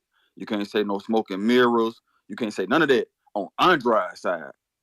So that's why people laugh when I say it, but that's why I call him the boogeyman, because he erased all the hurdles, and now it's like, why y'all still not fighting this man? The pattern was set. When Devin wanted to fight Cambosa, where he went? Top rank. The pattern is set. I mean, if you want to go against the grain, that's cool. But when you're the B side without a promotion or a network, you should be signing with the promotion or the network where the fight will happen. Take all the hurdles out the way, and we'll see. And then we can say, hey, it ain't Bud fault. We know for 100% it's not Bud fault. But hey, people gonna find a scapegoat. Andrade went over to Showtime. It should help him with. We all know why he went to Showtime for the PBC fighters.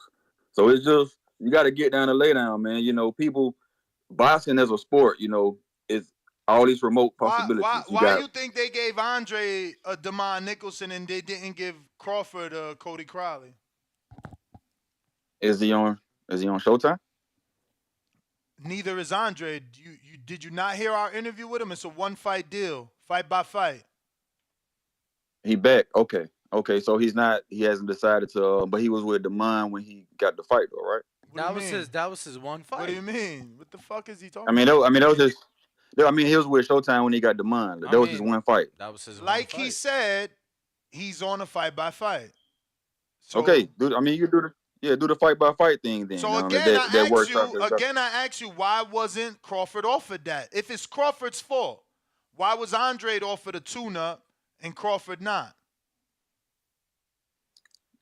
Like I said, because you came on here trying to say, oh well, Andre the Boogeyman, he went where the fight's at. Okay, so why didn't they offer Crawford the same thing they offered Andre? Here, come on Showtime. Here goes a like Cody Crowley. Here goes a Abel Ramos. Here goes a Josecito Lopez. What are you talking about? Yeah, Maybe they didn't want that. He maybe was set on the Spence fight. So stop painting Andre as this savior of boxing, as if Crawford wouldn't have done the same fucking thing. They didn't offer him no motherfucking tune-ups. Yeah, I gave another example. I gave Devin as Cambosos. Why won't they give him a free check? Because we all knew that Andre was going to beat DeMond Nicholson, so that's a free check. Right. I gave the Devin and Cambosos example as well. Boston is just a wild, wild west, man. You got these remote possibilities. Ryan and Tank, Fury and Usyk. You got Fury and Usyk. These fights still need 3-month promotions, man. So until proven otherwise, man, don't believe the hype. They're going to blame Al Heyman, because he's running the game. So it's easy to make him the scapegoat. But it ain't fun when the rabbit got the gun, man. Just be patient. Continue to love the sport. It's for the sport. Boston gonna prevail, man. Don't worry, you're gonna get the fights. Just wait on them, man. Shout out PBC. Shout out TBV. Smash that like button. It's free. All right. We got Martin with the $5. Actually, we got Papa Chubby. We got UFOs before we got Spence versus Crawford. Yo, that's crazy. Yo, as an Air Force dude, you don't want to talk about that? Bruh, I'm a little bit scared. I'm old.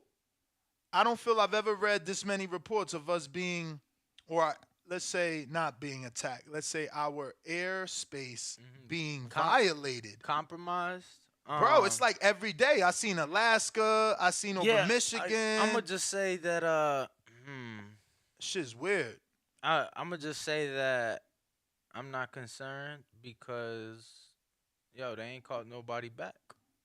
Called nobody back? What do you mean? I'm saying, like, if shit pop off, like, I'm good, right? Oh, you mean call you back to service? To serve. I'm good. Like, I've done my time. They can't, the only thing they can do is draft me like they can draft the next individual. Yeah. Like, my service, I've completed my 8 years fully. Like, I am... You know what I'm saying? No ties to the government in that sense. But the people that are, for example, like Micah, you know what I'm saying? She ain't got called back. You know what I'm saying? Like, they gonna call you back when some shit pop off. But that's when some shit pop off. But you not worried that it's like coming from every different part of the like.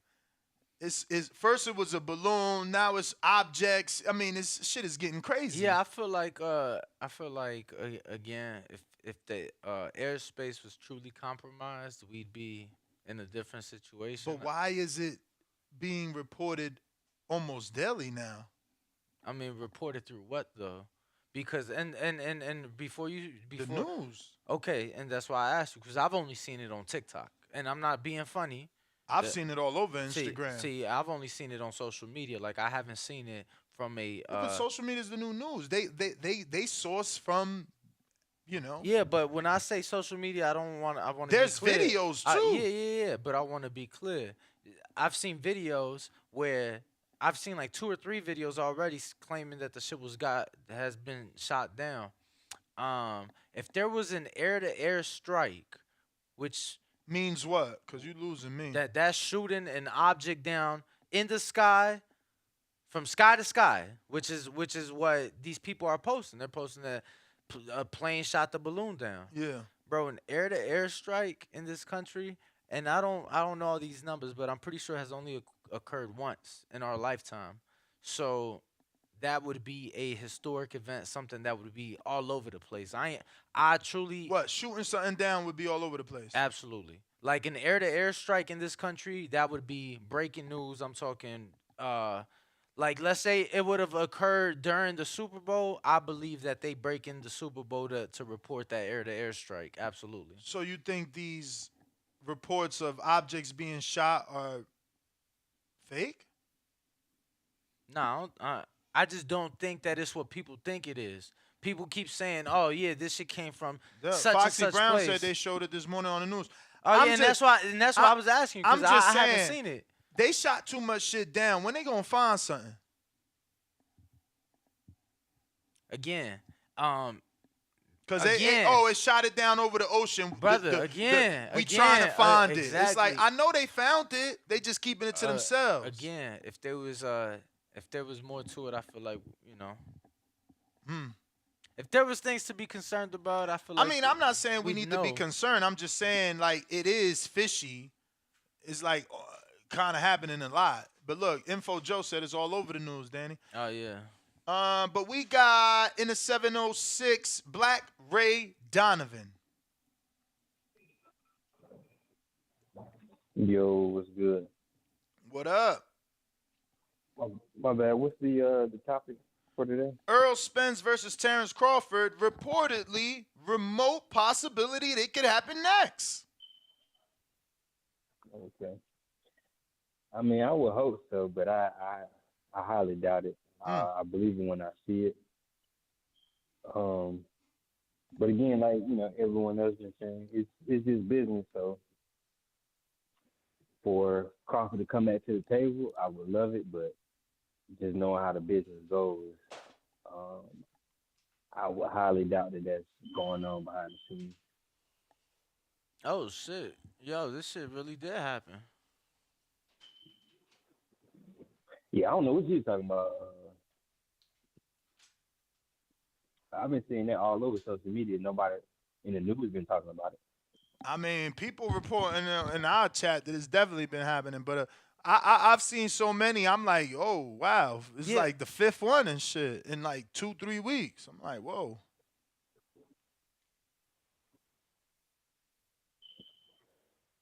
Oh yeah, I was looking on FanDuel the other day. I seen they got the odds for Haney Lomachenko for May 20th. Is that true?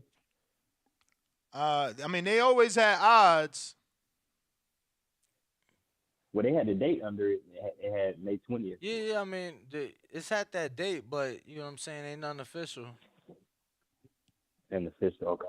See, but look, even if you read the report, like it says right here, it says that it was shot down out of an abundance of caution, that it posed no threat, and that it landed on Canadian territory. That was the most recent one. Bro. Nah, the one in Alaska. Wasn't it Alaska? This was yesterday, so. Look at that. That's crazy. Another one yesterday. Bro, let me tell you, what they used. The jet? No. What they used legit to shoot them down, I could say I'm probably one of less than 100 people that's ever put their hands on these. Well, on the bullets? On the missiles. Oh. What's those drones? AIM-9X's, Sidewinders. They used 3 of them to shoot that shit down. Bro, that's crazy. So now you believe it because they used those missiles? Nah. I still don't think. Do you feel it's more of a threat because they use those No, missiles? again, I still don't think it's more. I feel like if it was more of a threat, we would have heard more by now. There, more action would have been. You know what I'm saying? There would have been more of a reaction. You think that China just or whoever just gonna let you shoot and they're not gonna react? But they never said it was from China. And that's what I'm saying. The people was insinuating these things, and that's why it they just think said it's coming from that airspace, so they automatically assume. But like again, if that's a spy balloon, people is assuming. People is assuming. Yeah, they were saying Chinese spy balloon. So if it's a spy, they're not gonna come retrieve it. But if the technology, that's the whole point. Like they supposed to find the shot down device and track the technology to know the origin. But you know.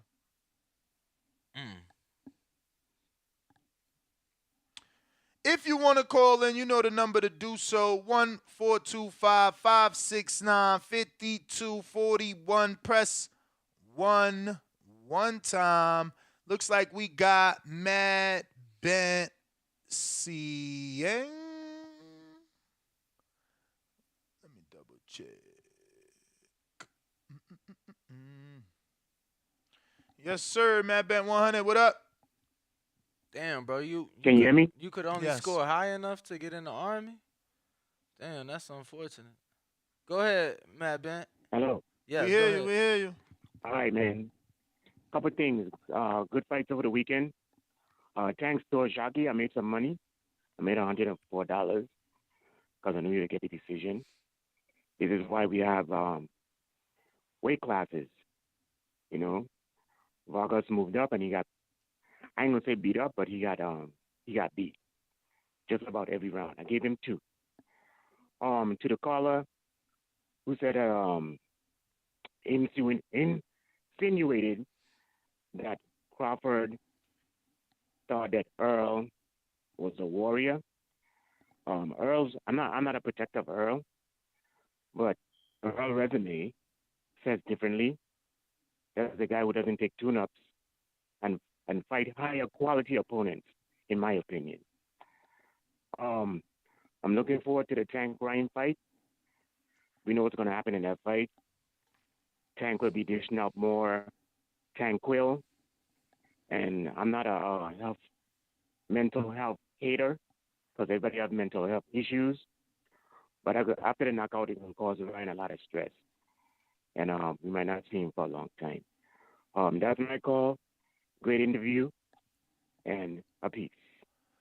All right, brother. Appreciate you calling in. If anybody else wants to call in, the number to do so, 1-425-569-5241. Press 1 time to voice your opinion right here on the Voice of the People hotline. Before I talk about it, because were you doing a show out of Canelo?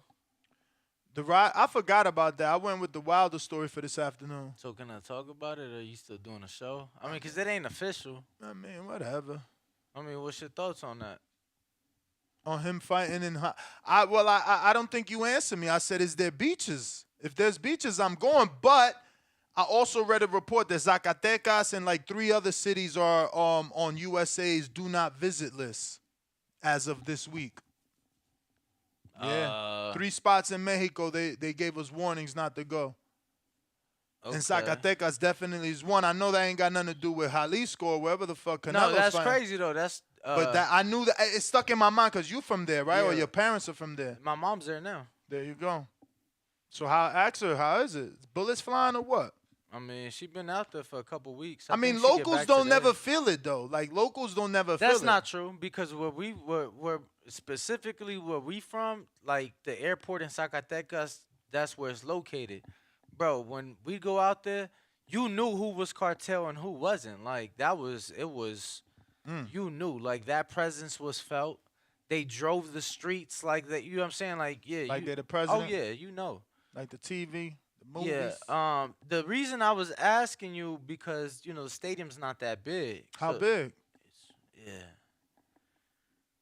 46 plus. 46 for soccer, so probably Maybe And because it's there, you think what they gonna do? Like ticket prices gonna be low, or they gonna regular Canelo prices? fuck no, it's gonna be affordable for the like they selling that shit out. You know what I'm saying? It's gonna be for the people. It's definitely gonna be for the people. Um, but yeah, definitely no beaches though, champ. Not even near, like Yeah, 30 minutes, 20 minutes, cab ride. Cause I ain't going then. Why you looks that? I got Martin with the $5 super chat. He says, late. Berlanga's not ready for Canelo. He can fight Zach Parker. I believe he is number 7 in the division. That fight can be great, which I think. I mean, I don't really care for Zach Parker to make Berlanga. Like, why give Berlanga Zach Parker? I mean, I get it if we're thinking to ourselves, yeah, he's signing with Matchroom and we could only give him Matchroom fights, then I guess. And I don't even know if Zach Parker's with Matchroom or is he with Frank Warren. Like, I just don't get why Zach Parker. He coming off of a loss to Ryder. Like, I'm not even understanding why his name being thrown in the hat. I got Uptown Diesel says, in your opinion, if Thurman somehow beats Spence, does Spence versus Bud hold the same value? Of course not. Of course not. And there'd be nothing wrong with that. If Thurman beats Spence, then Spence and Crawford would be the big fight, and Crawford would look again like a genius because Crawford was asked many years ago, "What's the bigger fight?" And he says Spence is not. That Thurman is because Thurman was the more established fighter. And he was the first welterweight fighter, and he beat Danny first, and he beat Porter first. You know what I'm saying? So, no, I think that the same way, Fury beat Wilder, and Fury went on to be a big guy, in the sport, I think that that's what should happen to the winner if that's what happens. Kerry G says, Ness, you got a declarated... What the fuck? yeah, I cracked up at that one. All right.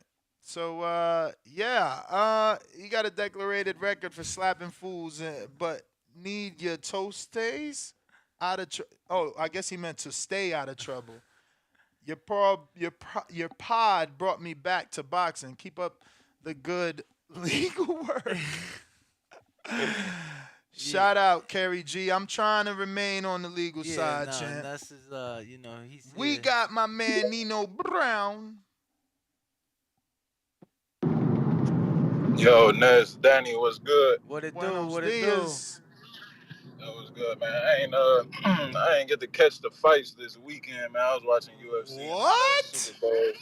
Yeah, man. I got to catch the highlights though. I was watching UFC this weekend, man. Terrible, bro.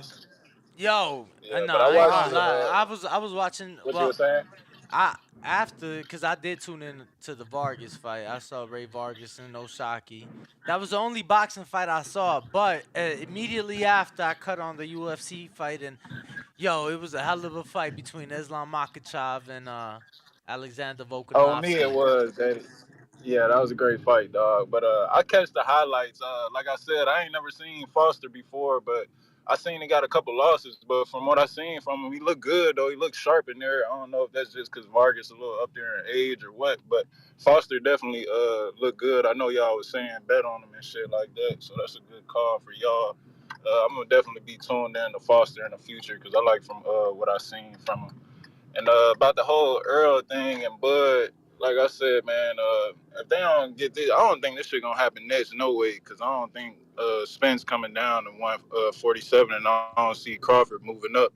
But I think Crawford will fuck around and try to take up all the belts at 147 and possibly move up. I don't know. I don't really know what these two niggas doing, bro, to be honest, because they really ain't got nobody else left to fight. I mean, they got people to fight, but in they era, like they age group is really just them two left. And I mean Thurman right there too, but Earl finna get Thurman out the way, hopefully.